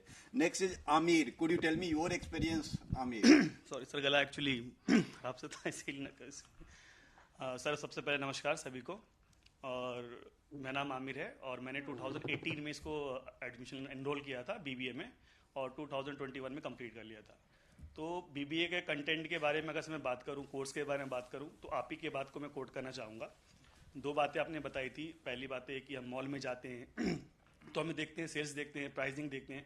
तो इस बुक के अंदर वो कंटेंट है, जैसे कि प्राइसिंग के बारे में मेरे साथी ने बताया कि श्रिंकेज जो होता है, श्रिंकेज के बारे में। तो ये कोर्स है, इस कोर्स के अंदर जो कंटेंट दिए हुए हैं कि जो नॉर्मल बंदा करके इसको सेल्स कैसे करना है, मार्केटिंग कैसे करना है और जॉब को कैसे सिक्योर करना है, प्रोडक्ट कैसे सेल करना मार्केट के अंदर, प्राइसिंग क्या सेट करना है, जैसे एग्जाम्पल के तौर पर जो प्राइसिंग हमारी है कि हम कोई प्राइसिंग स्कीमिंग डालते हैं स्कीमिंग प्राइसिंग हो गया आपका, उस स्कीमिंग प्राइसिंग आ गया, स्कीमिंग प्राइसिंग करना कि हम उसके बाद स्कीमिंग प्राइस देते हैं, फिर प्राइस को हम कैसे मैनेज करते, स्टॉक कैसे क्लियर कर सकते हैं, कैसे हम अपना पुराना एग्जिस्टिंग स्टॉक को बाहर निकाल सकते हैं, नया उसको सेल कर सकते हैं, ये हमें बुक सिखाती है। उसके बाद आपने वर्क बुक के बारे में बताया, वर्क बुक ऐसी चीज़ें हैं जो आप अपने एक्सपीरियंस के बिहाफ पे ही उसको लिखेंगे, वो आप किसी गूगल से किसी चीज़ से आप उसको कॉपी नहीं कर सकते हैं, you have to take lot of experience then you can write the book. उसको आप जितना लिखेंगे, जितना उसको करेंगे, जो बीबी अभी कर रहे हैं और जो एनरोल लेना चाहते हैं, तो मैं कहूँगा कि जो वर्कबुक है उस पर ज़्यादा फोकस आप करें। वर्कबुक आप जितना फोकस करेंगे, जितना आप एक्सपीरियंस करेंगे, आप एक्सपीरियंस के बिहाफ पे उसको लिखेंगे। जैसे कि मैंने अगर से स्टार्ट किया पढ़ने के बाद, मैंने अपना खुद का बिजनेस स्टार्टअप किया, मुझे काफ़ी हेल्प मिली। Very good. Let us take the another, that Mansi, could you tell me your experience very quickly, then I'll ask the another student. Sure. Hello everyone. This is Mansi. मैंने अपना BBARL का programme IGNOU से complete किया है और मेरे career में बहुत हेल्प हुआ है इस प्रोग्राम का। जैसे आपने बताया इंटर्नशिप, तो इंटर्नशिप के बेसिस पे मुझे जॉब अपॉइंट हुआ था सेम कंपनी में, और ये एक स्टेबल नहीं होता है कभी भी। मतलब इस प्रोग्राम में अगर आप करते हैं परस्यू, तो इसमें आप मल्टीपल रोल्स, मल्टीपल डिपार्टमेंट्स के बारे में आप स्टडी कर सकते हैं। इन केस अगर आप इंटरेस्टेड नहीं होते हैं पर्टिकुलर उसमें, तो आपके पास ऑप्शंस फिर भी ओपन रहते हैं, क्योंकि आपने फिनेंस भी पढ़ा होता है, कस्टमर सर्विस भी पढ़ा होता है, सेल्स मैनेजमेंट भी पढ़ा होता है, मार्केटिंग भी पढ़ा होता है। इसके अलावा आपके पास और भी बहुत सारे ऑप्शंस होते हैं जिसमें आप डिपार्टमेंट वाइज आप अगर स्विच चाहते हैं तो कर सकते हैं। तो मेरे केस में मुझे इंटर्नशिप ने बहुत हेल्प किया है और इंटर्नशिप से ही मुझे जॉब अपॉइंट हुआ है। So I have around like 6 years of experience, जहाँ पे मैं सेम कंपनी में कर रही हूँ। Very good, very good. Quickly, that Naveen, quickly, immediately. Yes, you sir. kindly respond. So this side, Naveen. And just for the youngsters who are looking to go for a new university, I will just give a message from my side, as I'm in the 6th semester right now. Because in the age when we are looking for a university, we look for a university which we can trust, and we just look for a career options. Like if this university will fulfill our dreams and will help us to get a job, a stable job or not. So in my case, I had the same fear when I started, learning in Ignou. I started in 2019 and it's my 6th semester. So what happened was that I had no trust in other universities. Quickly, you have now less time. Yeah. So it is the only message I would like to give is that we can simply trust Ignou, as it is also giving us a professional experience. IGNOU NAAC A++ university है, parliament के द्वारा ये university को पारित किया गया था 1985 से लेकर के अभी तक। इतना ह्यूज इग्नो का प्रोग्राम्स है, तो इसीलिए आप ऐसा करें। इन बच्चों का सबने बताया कि इंटर्नशिप से बहुत फायदा हुआ है, इनका लेसन जरूर आप लोग लें और अच्छा से तैयारी करें। Okay. Thank you so much. I would want to take this opportunity to thank not only our experts from the School of Management Studies, but also our students, and especially Mr. Shwet, who has joined us from the Retailers Association of India, especially to give his feedback and share his experience. Thanks a lot to all of you. और जैसा मैं हमेशा बोलती हूँ कि हम चाहते हैं हमारे विद्यार्थी न केवल हमारे साथ जुड़ें, बल्कि बढ़ें, ग्रो करें, डेवलप करें और बहुत तरक्की करें। आपकी तरक्की में ही हमारी तरक्की है, आपकी ग्रोथ में ही हमारी ग्रोथ है। हम उसी के लिए एस्पायर करते हैं। So keep learning, keep growing. We will meet you in our next episode. Thank you so much. Namaskar. नमस्कार।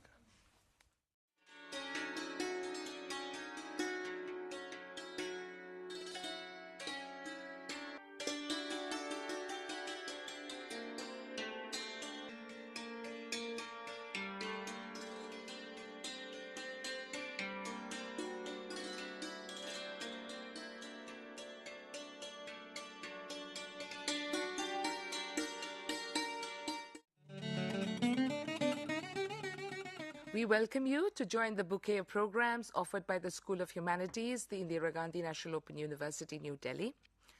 The Indira Gandhi National Open University, New Delhi, is a mega university today. It was created by an Act of Parliament in 1985. It is the world's largest university with an enrollment of about 3.5 million current students and 3.2 million alumni. Ignou has also been accorded the highest grade of academic excellence, A++, by the National Assessment and Accreditation Council, or the NAC. Now, during your time at Ignou as a learner, we will help you complete your program of study with world-class printed materials, audio and video programs. We have more than 35,000 academic counselors who will guide you till you complete your program of study. We also provide live interaction with your teachers at the headquarters via teleconferencing mode and live interactive radio counseling besides this, supported by regular TV and radio broadcasts. The School of Humanities was created in 1988, and we welcome you warmly to join any of our programs of study. Ignou degrees, diplomas and certificates are recognized not only in the country but are also very well received across the globe. We look forward to your journey with us, and we welcome you once again.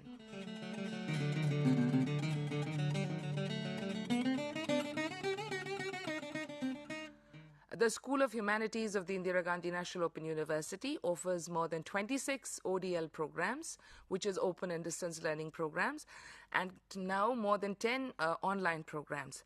A very interesting feature that we have, a very interesting program that we have on offer right now is the BA English Honours. Now, in this particular program, what we've done is we've taken a large number of courses from English, which means is English as a discipline. And then we have also put in other interdisciplinary and skill-based elective courses. So all of them combine to give you the BA English Honours, which gives students the exposure to subjects which is related to English literature as well as other disciplines, and it will introduce you to various aspects of literature through the core, the discipline centric, the ability as well as the skill enhancement and generic courses. Now, it also exposes learners to the importance of interdisciplinary study, which is in keeping with the National Education Policy 2020. And how do we do this? Because we enable learners to opt for courses which are outside their discipline, not just from English. Now, the eligibility for this program, the BA English Honours, is you need to have a 10+2 grade. And for those students who do not have 5 core subjects, right? Especially if they have a SUPW course as the 5th subject, they need to pursue one senior secondary level course from the National Institute of Open Schooling, New Delhi, or any of the state open schools, so that you meet the minimum eligibility condition of having passed in minimum of 5 core subjects. The medium of instruction, needless to say, is English. The minimum duration of the program is 3 years, and the maximum your registration is valid is for a period of 6 years. Now, the BA English Honours program is offered both in the January as well as the July cycles of admissions. The fees for this particular program is rupees 4,200 per year. So in a total, you pay 12,600, and you also need to pay a registration fee of 300, which is only at the time of admissions. Now, in the BA English Honours program, let me tell you a little bit in detail. We have 14 core courses of 6 credits each. So your core courses will contribute to 84 credits. The list of courses is BEGC 101, 102, 3, 4, and it goes on till 114. And we begin with Indian classical literature, and we come down right up to post-colonial literature. Then we have the discipline-specific elective courses. So you need to opt for 4 of these courses, and these courses are of 6 credits each. So it's a total of 24 credits. Now, the discipline-specific elective courses are offered in the 5th and the 6th semesters of the BA English program, and you have understanding prose, understanding drama, understanding poetry, and understanding the novel. Then you have ability enhancement courses and skill enhancement courses, like I told you earlier. And these are, you have to do 4 courses in all, and each course is of 4 credits. So that means a total of 16 credits. The ability enhancement compulsory course is compulsory. One in the first year, you have to do it in the first semester, and the other in the second semester. So both the ability enhancement compulsory courses you will be doing in your first year of BA English Honours.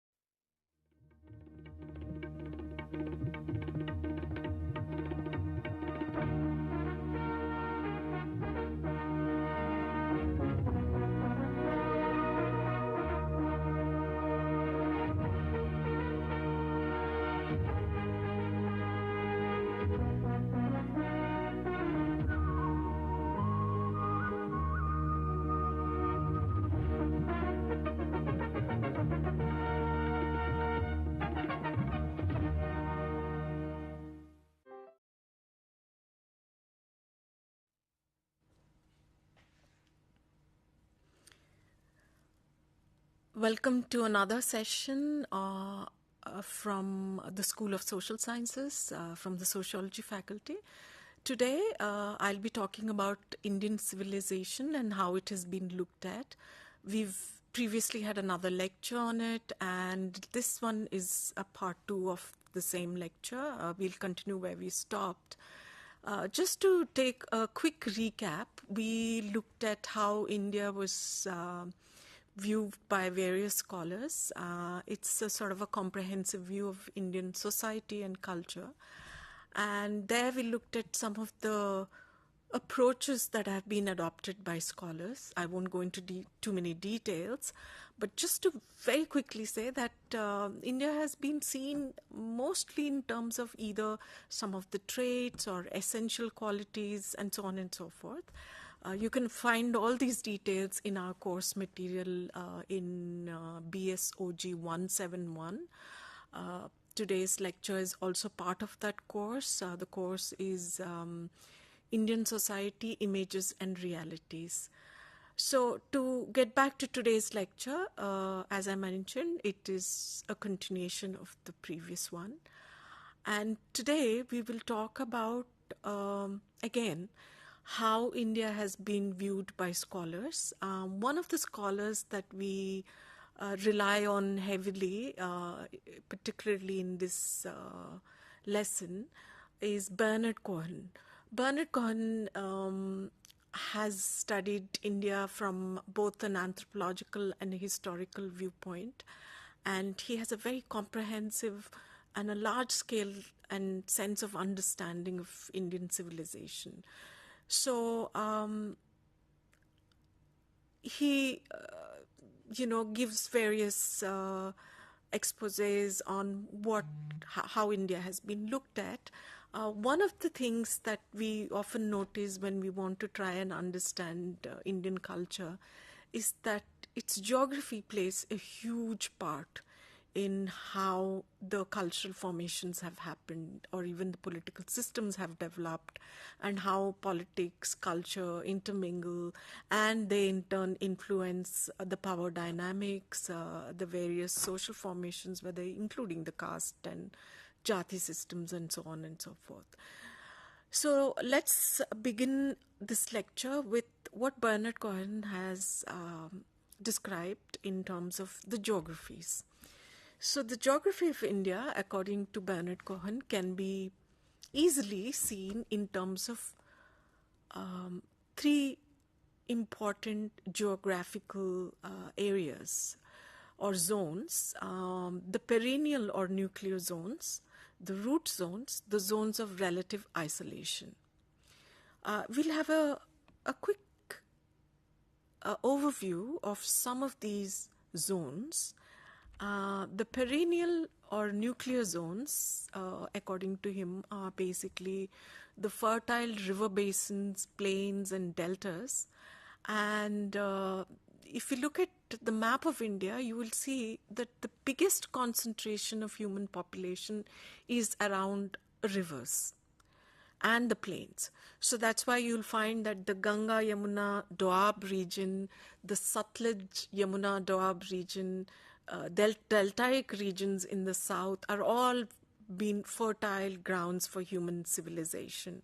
And there have been huge settlements in these areas. And these areas also are where large-scale agricultural practices have been found, and especially settled agriculture.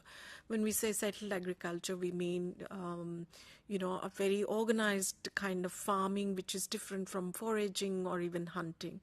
So when you have settled agriculture, it also means you have surplus. Because it's related to markets, and then when you have surplus, you have some people who are freed from agricultural activity, and then they end up being artisans or craft people. So, which also results in exchange of goods, which means that there's been a lot of trade, contacts and trade routes and so on and so forth, mostly navigated through river basin, through rivers and so on and so forth. So these are perennial nuclear zones. They are nuclear because they have been the center of much of the civilizational activity in the Indian subcontinent.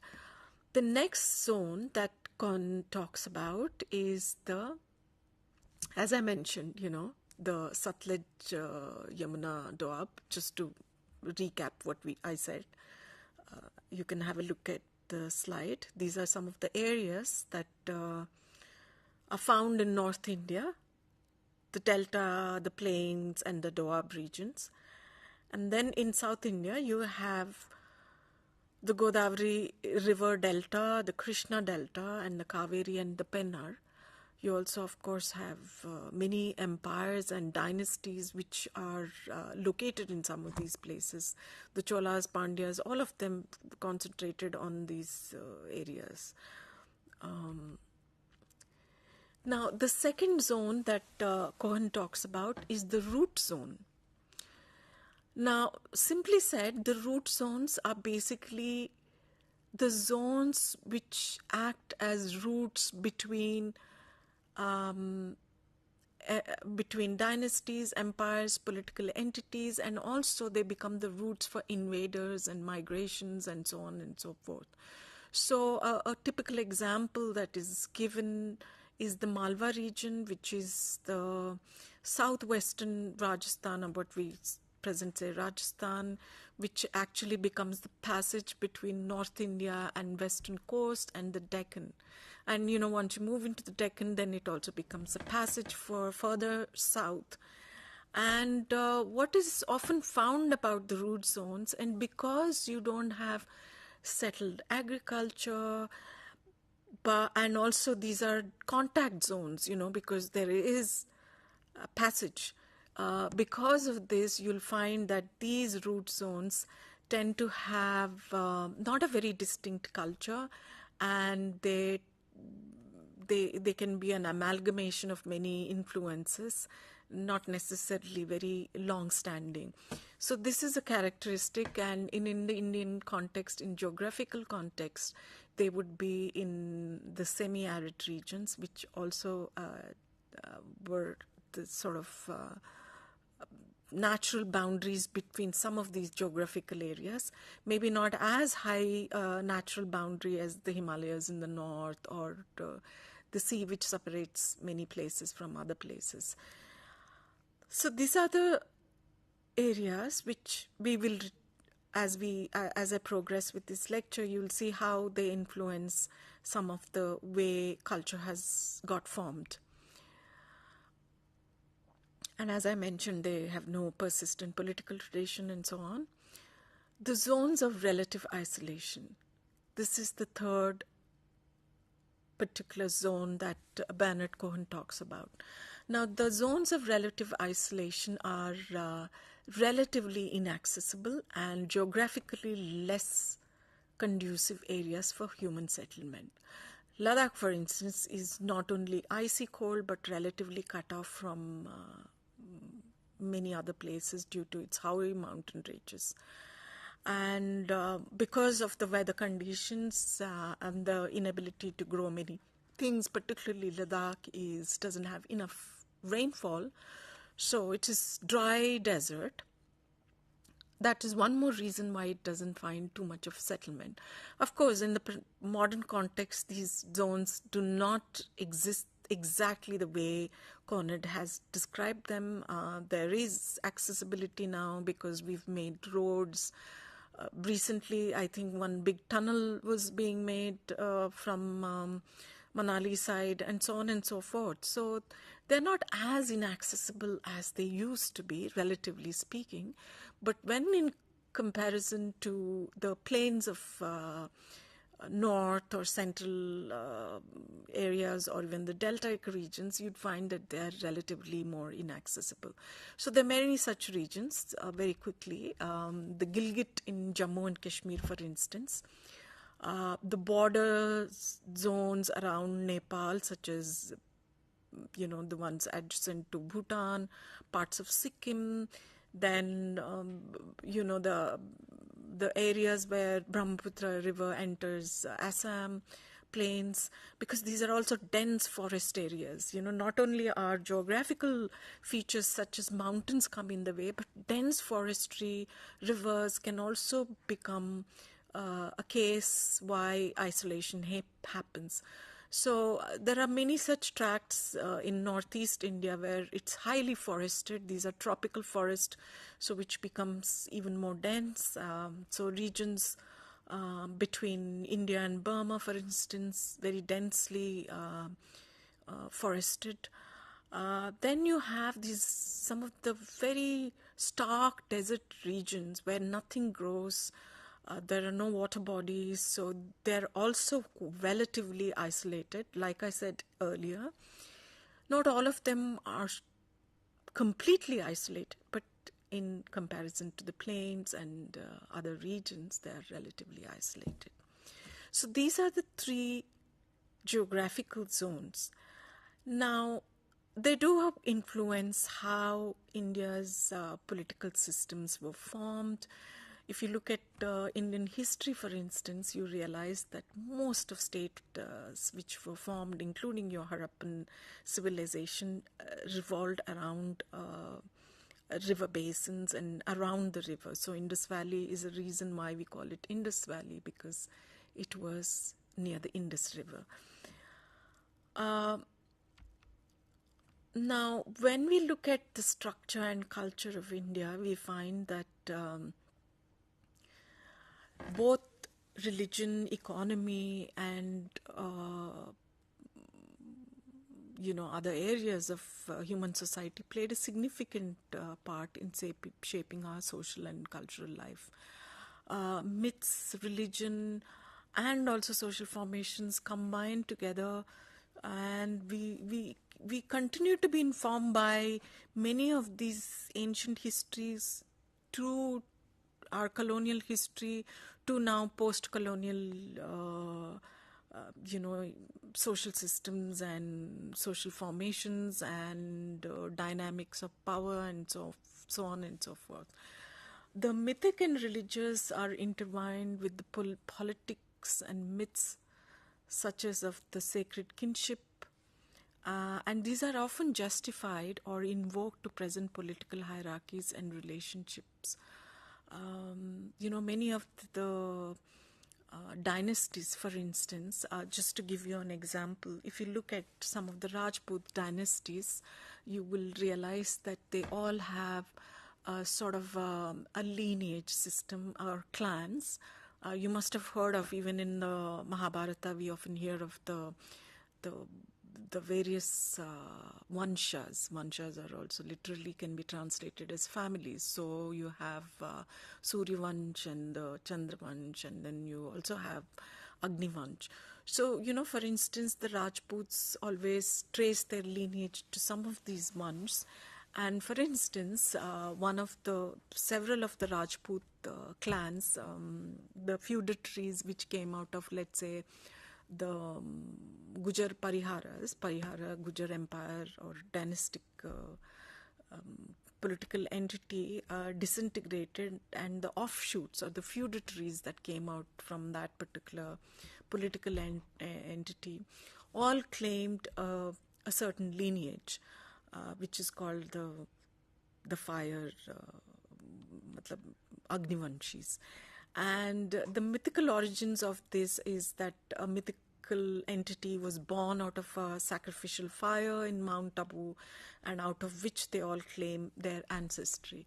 So as you can see, myth and the legitimization that comes with that myth, which is supported by the Brahmanical order or whichever the hierarchical orders which put them in a certain political and social position, continues to have its hold on the kind of power dynamics we find even now in present democracies. For instance, some of these dynastic rules have continued in central India, in western India, and you will continue to hear these names such as the Chauhans and Solankis and so on and so forth.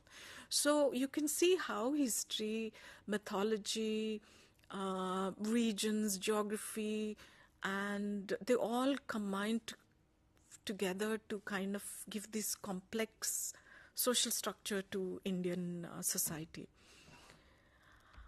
Now, as I mentioned, present-day social political order also draws significantly from the past, and I just mentioned loosely some names that resonate with the past empires, dynastic rules, and political powers. Now, but we have all these influences and these long history and geography that is so varied and regionally specific, and yet we seem to find that India seems to continue to kind of capture our imagination as a sort of a entity in itself, and that is why oftentimes India is also referred to as a subcontinent, because it has a very unique geographical position and also a sort of a long history which captures a lot of diversities but also captures a certain underlying features. So a lot of times the word unity in diversity is used, and yet, however, some people feel that India is not really a unified country, So there are 3 different views. I'll quickly present them, but we don't have too much time. One view believes that India has much more of regional entity than it has unity. The fact that we have very specific geographical zones and the cultures developed around these geographical zones, whether it is forest regions or the plains or or the hinterlands or dry areas. Now, each of them produces their own geographies and ecologies, so your food habits develop out of that ecology, your clothing patterns develops out of that ecology. For instance, wearing loose, light material in the sultry southern plains or deltaic regions was common enough, whereas stitched pantaloons or what we now in the present day salwar kameezes used to be more observed in the western part of India, where there is a climatic difference where there are seasons and winters can be harsh and cold. So you do find that regions do affect, or the regional geographies do affect the cultures that emanates out of this kind of specific cultural, specific ecological areas. So some argue that regionalism is actually part of Indian society much more than its unity. And yet others strongly feel that India is actually far more united than we like to think. If it was so regional, then India could have been easily like Europe. And the fact that it did not develop into independent kingdoms, well, there were kingdoms, but also the fact that you gave a sort of a much more than a temporal authority to the kings. They were exalted, and the sovereignty was not always referred to in terms of geographical boundaries, also made these kingdoms very porous. As a result, you had sub-feudatories, several varieties of political entities that used to, would not let formations that are like Europe happen. So in some ways, they do believe that we do have a lot more unity. Embry, for instance, believes that the Brahmanical ideology and external invasions or intrusions have been significant in the emerging of nation states and countering the growth of regionalism in India. And as I mentioned already, that's what makes us very different from European continent, where each one of these individual nations have distinct cultures, and whether it is in terms of cultures or language and so on and so forth. One could easily argue that even in India we have these sub-nationalities, as some would say, but Ebre believes that these sub-nationalities never really developed into independent kingdoms or nations. So as a result, he argues that we do have a unity. There is a sort of a ideological framework which is Brahmanical, and then there is also these political situations which makes India a unified culture. Then there is another viewpoint which argues that we are actually unity in diversity. Now, this is a stance that is most preferred term that is often used. As a child, I remember that was the first thing I remember reading in, I don't remember which school text of ours, but it's a continuing theme that underlines many of the ways we look at Indian culture. So with this, I can say that just to kind of sum it up in about a minute, that the geography, the long political histories, the mythologies, and the cultural, ecological formations all contribute to the unique civilization that is India. With this, we would have covered one unit or a lesson in one of our courses for our BASOH program, which is Bachelor's in Sociology, which is an honors program.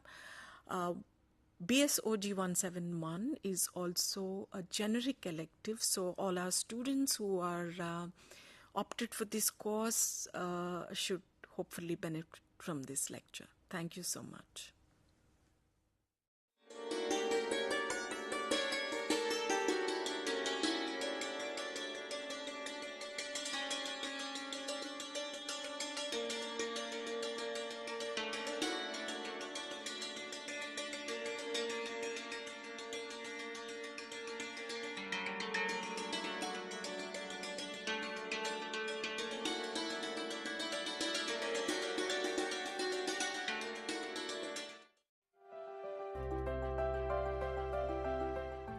Are you a fresh graduate?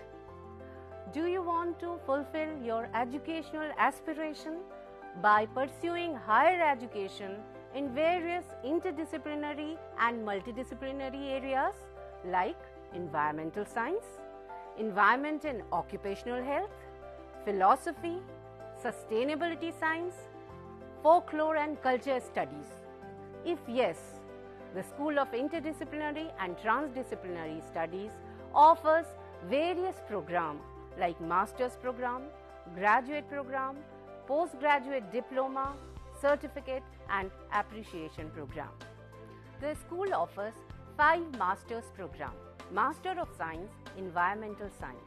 The eligibility criteria for MSc Environmental Science is Graduate in Science, BTech, BE, Agriculture Graduate, Forestry Graduate and Veterinary Graduate. School also offers Masters in Environment and Occupational Health, Masters in Sustainability Science, Masters in Philosophy and Masters in Folklore and Culture Studies. The eligibility criteria for these 4 Masters program is graduate in any discipline. The school also offers various socially relevant and need-based PG Diploma program like PG Diploma in Sustainability Science, PG Diploma in Environment and Occupational Health, PG Diploma in Folklore and Culture Studies and PG Diploma in Migration and Diaspora Studies. The school also offers PG Certificate in Climate Change and Avshist Prabandhan mein Praman Patra. The school also offers 2 doctoral programs, PhD in Environmental Science and PhD in Interdisciplinary and Transdisciplinary Studies. The school offers various innovative technologies and multimedia for providing a very excellent student support system.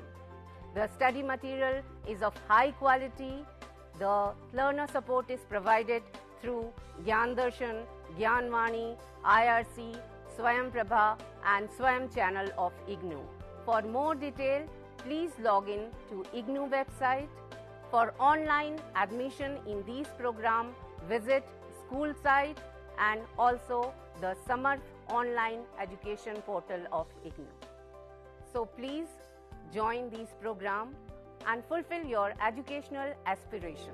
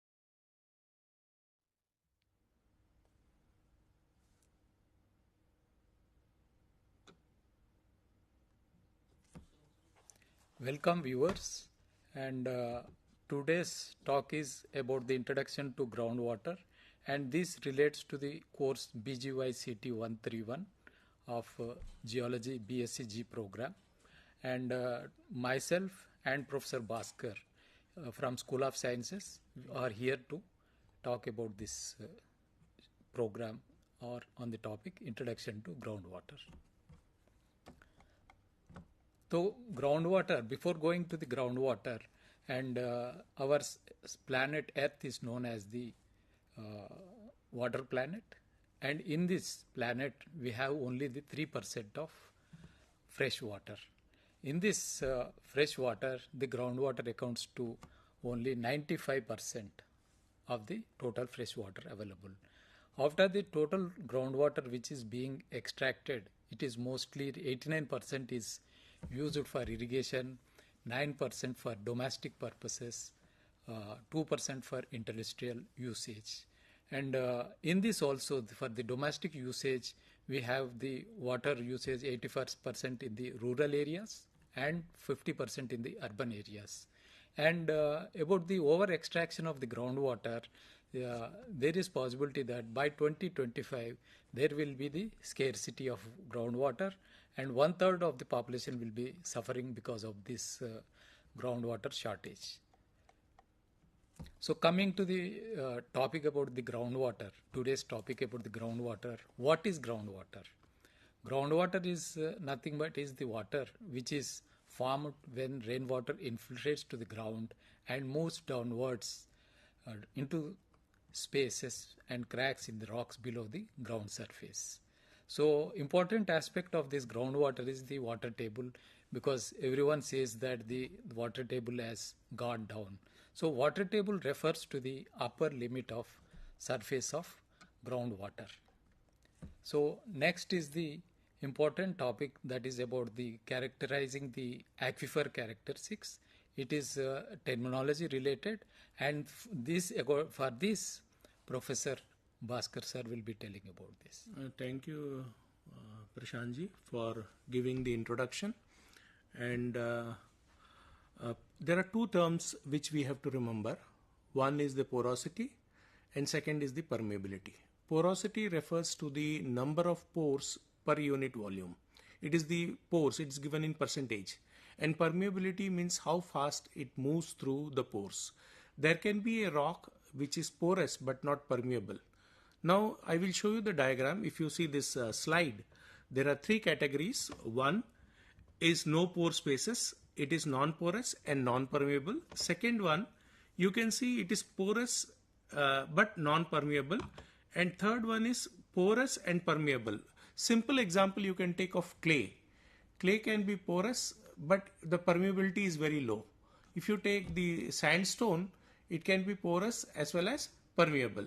And there are other important things which we have to understand in terminology, which is called an aquifer. Now what is aquifer? It is the formation in which water is available and it is both permeable. The property of that formation is it is having permeability as well as porosity.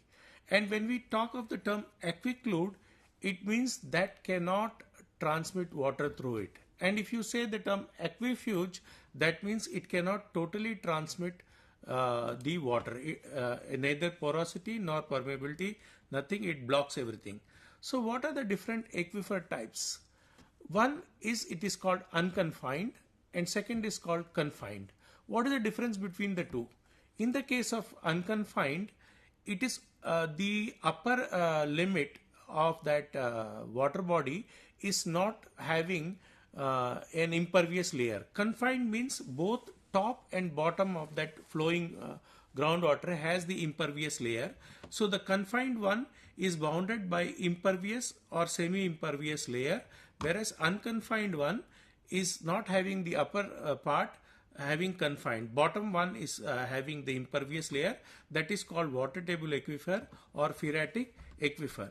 Now there are three functions of an aquifer. What are those? One is storage capacity, storage coefficient. Second is the transfer capacity, transmittivity. And third is the physical and chemical interaction capacity which is there. So these are the three factors which are important to understand about the aquifer. Now the availability of groundwater depends on the geological environment. It has a major role. For example, aquifer unit storage capacity varies extremely between unconsolidated granular sediments and highly consolidated fractured rocks. Groundwater flow potential depends on the aquifer saturated thickness and type of aquifer layers. Now I will request my colleague Dr. Prashanth to explain why groundwater is so important and what are the different hydrological environments associated with the groundwater. Thank you for the introduction about the aquifer properties, which are more related to the groundwater. So now what is the importance of groundwater? So we can say that it is a source that is readily available, because at the point wherever you drill the water or the or a well, you will be getting the water, and it is relatively low cost compared to the surface water, and its availability in most of the areas. And other thing is it is pure and potable without any treatment. And for extraction it employs very low cost technologies, and it also acts as a buffer during the dry seasons or in the drought problem solving areas. So these are some aspects in what way it makes the groundwater very important.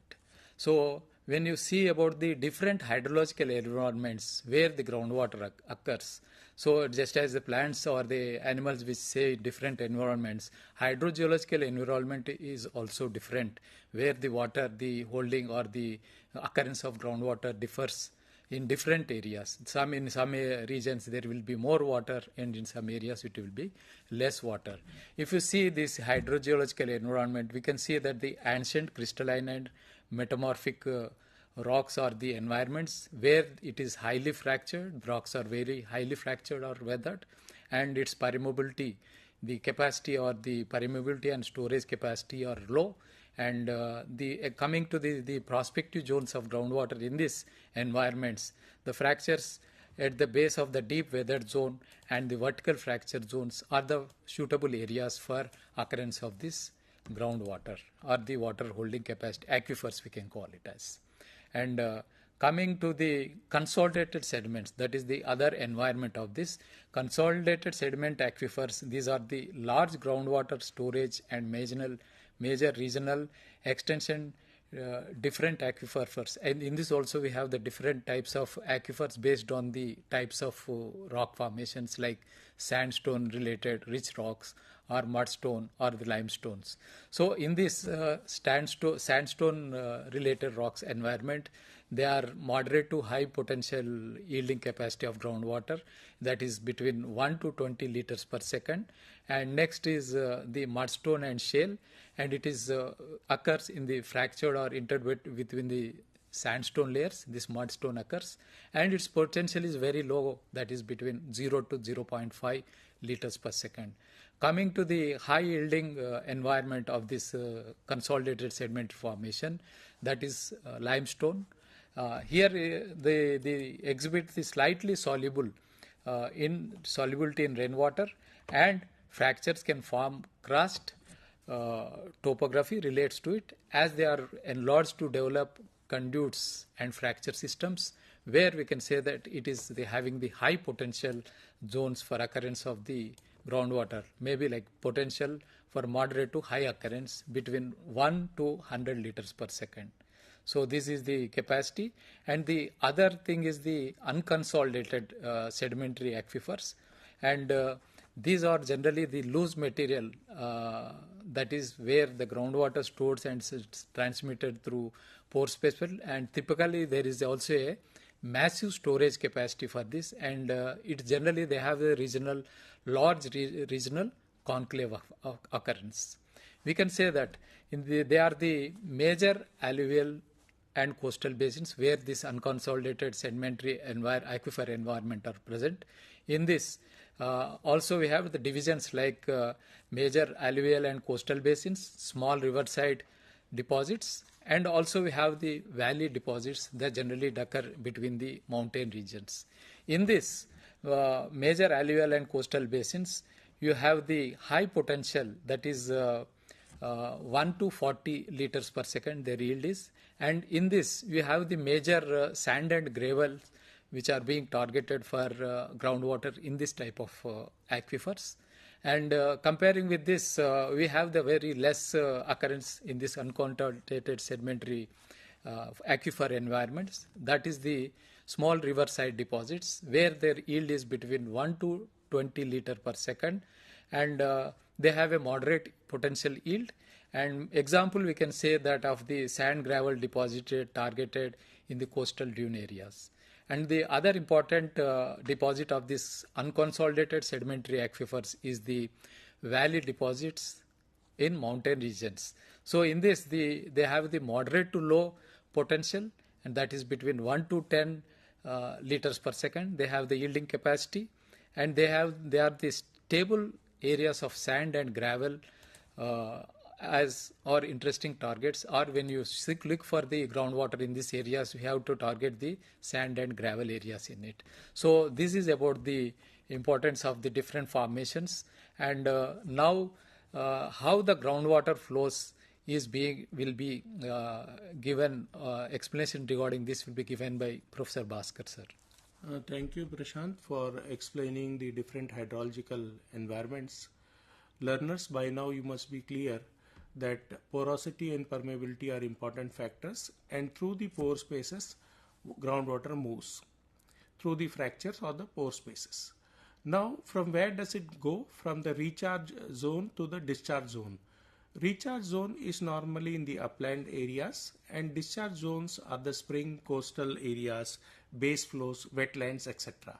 So this movement continues, and aquifers are they transform highly variable natural regimes into stable natural discharge regimes because they provide water continuously.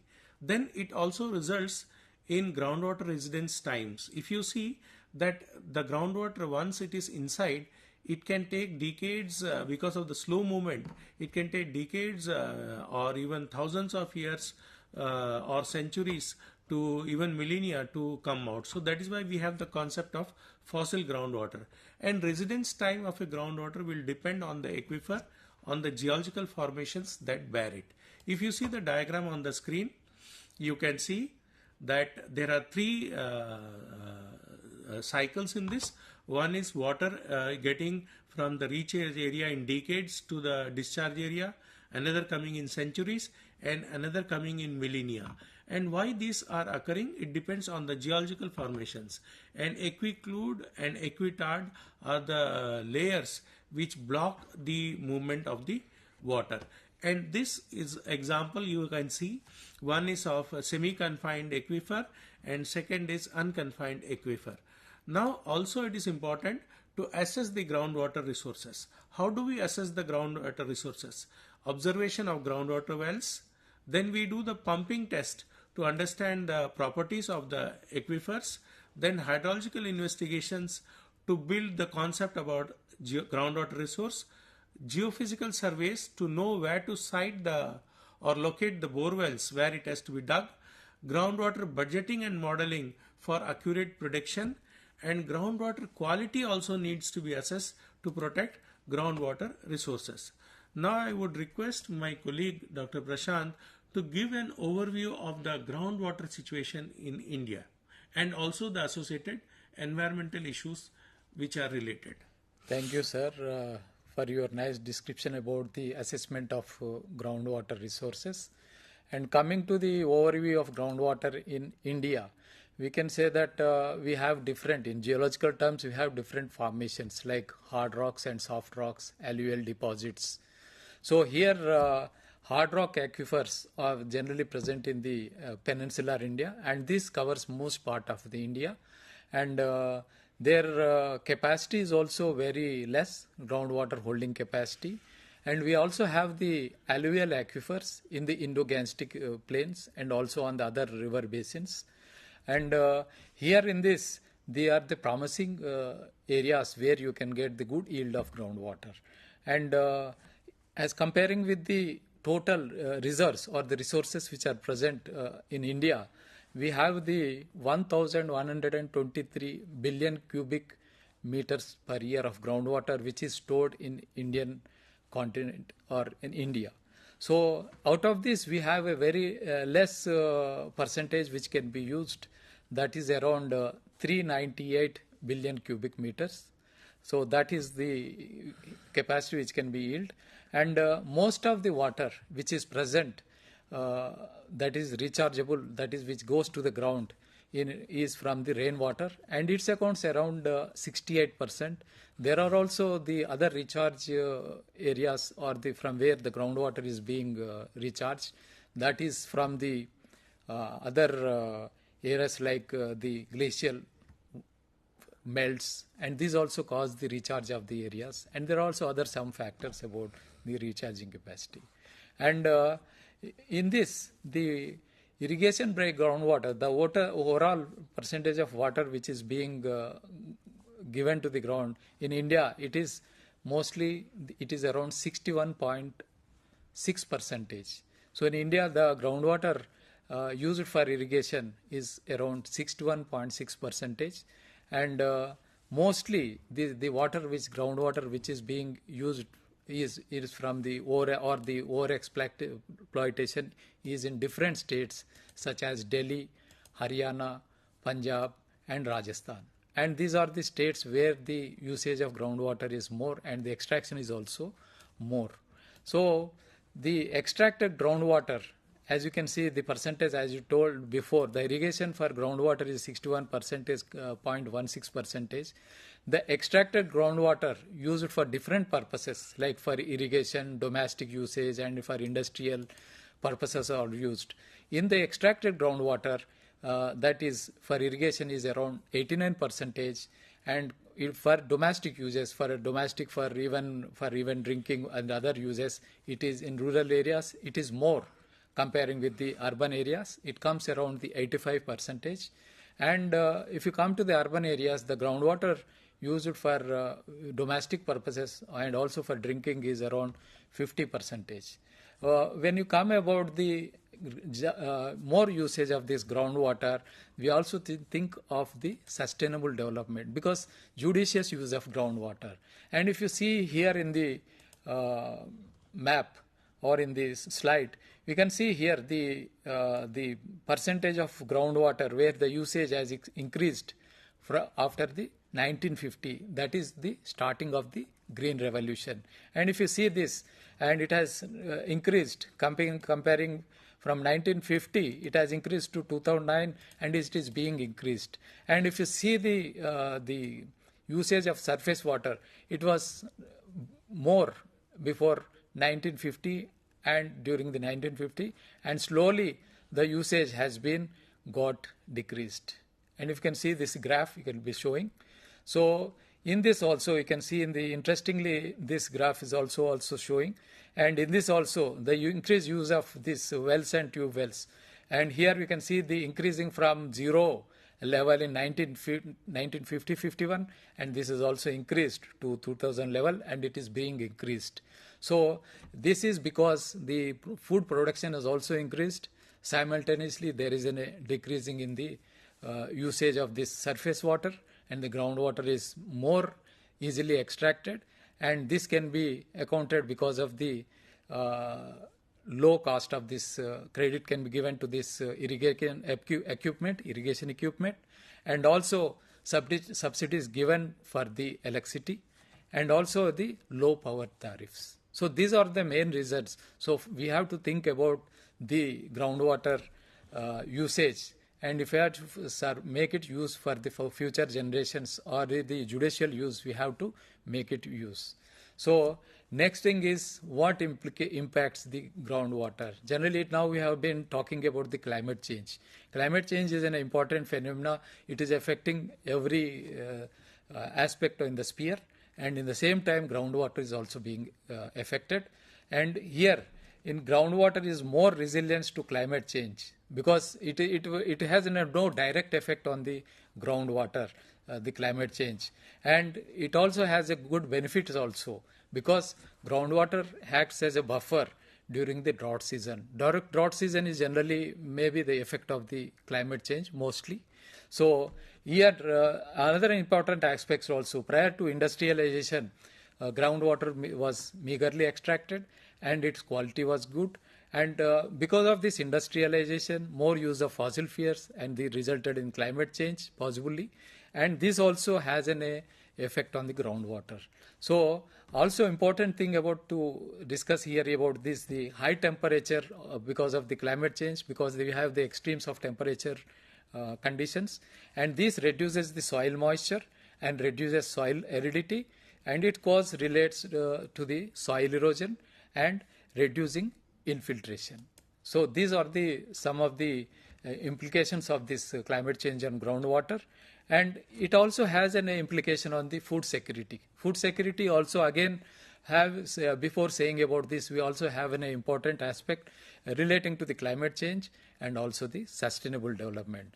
The food security, here we can say that the groundwater, including the private tube and open wells, it was a good source for irrigation during Green Revolution, with increasing in food production. There was also the 200% of increase in food production due to this, the Green Revolution. And this also because of the more usage of the groundwater also. And maybe you can say that the food revolution or the Green Revolution was successful mostly because of the this usage of groundwater at one point. So maybe other points are also there, but this because again this has led to the unsustainable irrigation practices, mostly in the arid and semi-arid regions, and this has caused the crop failure due to the depletion of groundwater season, and other factors are also like climate change and other things. Unsafe agricultural practices, maybe like use of fertilizer, pesticides, soil nutrients affecting groundwater infiltration and quantity. And here we can see the unsafe practices or unsustainable irrigation practices. In this figure you can see. So in not only the human beings, we also have the sustenance of the different ecosystems which depend on the groundwater. They are, as discussed in the Ramsar Convention, Protection and Conservation of Wetlands Act in 1971. So here also there are groundwater dependent ecosystems. They survive on the dependent, these are the aquatic as well as the terrestrial. They also depend on the groundwater during the time of refugee or the drought season. So both flora and fauna are also dependent directly or indirectly. So because of this thing, this is going to be called as the groundwater dependent ecosystems. So there are also not only these ecosystems, we also have the cities are also being impacted by this groundwater depletion. We can say that the groundwater acts as a buffer during the summer and continues during the monsoon failure also. Continuous monsoon, if there is a continuous monsoon failure, there is possibility of this usage not only in the rural areas, we also have the usage mostly in the urban areas also. And this industrialization and urbanization also has caused the changes in the groundwater availability and more usage of groundwater. Another impact of this, the groundwater has the implications on the in situ sanitation practices in shallow aquifers, because the shallow aquifers are prone to this effect, and this causes a great threat because it is again used for many purposes, and also because of the modification in urban groundwater cycle, declining water table, subsidence, rising water causes floods, and this also has an implicate. And because of this resilient cities is also an important aspect relating to the climate changes, population growth, urbanization. So these are the things about these resilient cities. Next, the important aspect is the groundwater quality, which will be explained by Professor Baskar sir. Briefly, there are two aspects. One is it can be natural contaminants, or it could be the human anthropogenic. Now, natural are called geogenic, anthropogenic are industries, waste dumps, all these things, agricultural activities, all these which result in. Now, to give you an example, geogenic can be fluoride or things like arsenic. And agriculture related, which already Dr. Prashanth explained, it could cause nitrogen or other kind of contamination which are there, pesticide related, usage of pesticide. Now there are different things. If you see, iron contamination is reported from several states, chlorine salinity in different coastal areas, inland salinity in certain states, Rajasthan, etc. Now there are certain mechanisms to conserve and preserve the groundwater. One is effective regulatory mechanism. Second is enhancing community supported management. Third is capacity building and institutional capacities of state monitoring agencies. Fourth is promoting sustainable irrigation practices and judicious use of groundwater in urban water supply. And the last one is regulating agricultural power tariffs. Now, Prashantji, I would request you to sum up for the learners. So, thank you, sir. And we had a good discussion about the introduction to the groundwater. In this, we have covered about the overview of groundwater, its occurrence, and the different terms relating to this groundwater. And also, we also discussed about the different parameters of sustainable development relating to the groundwater, and also the food shortage and other aspects of food revolution, and relating to the different ecosystem, groundwater related ecosystems, and its management and conservation. And these are all the different aspects which generally comes into the introduction of the groundwater. With this, we will be ending the session. Thank you. Thank you very much.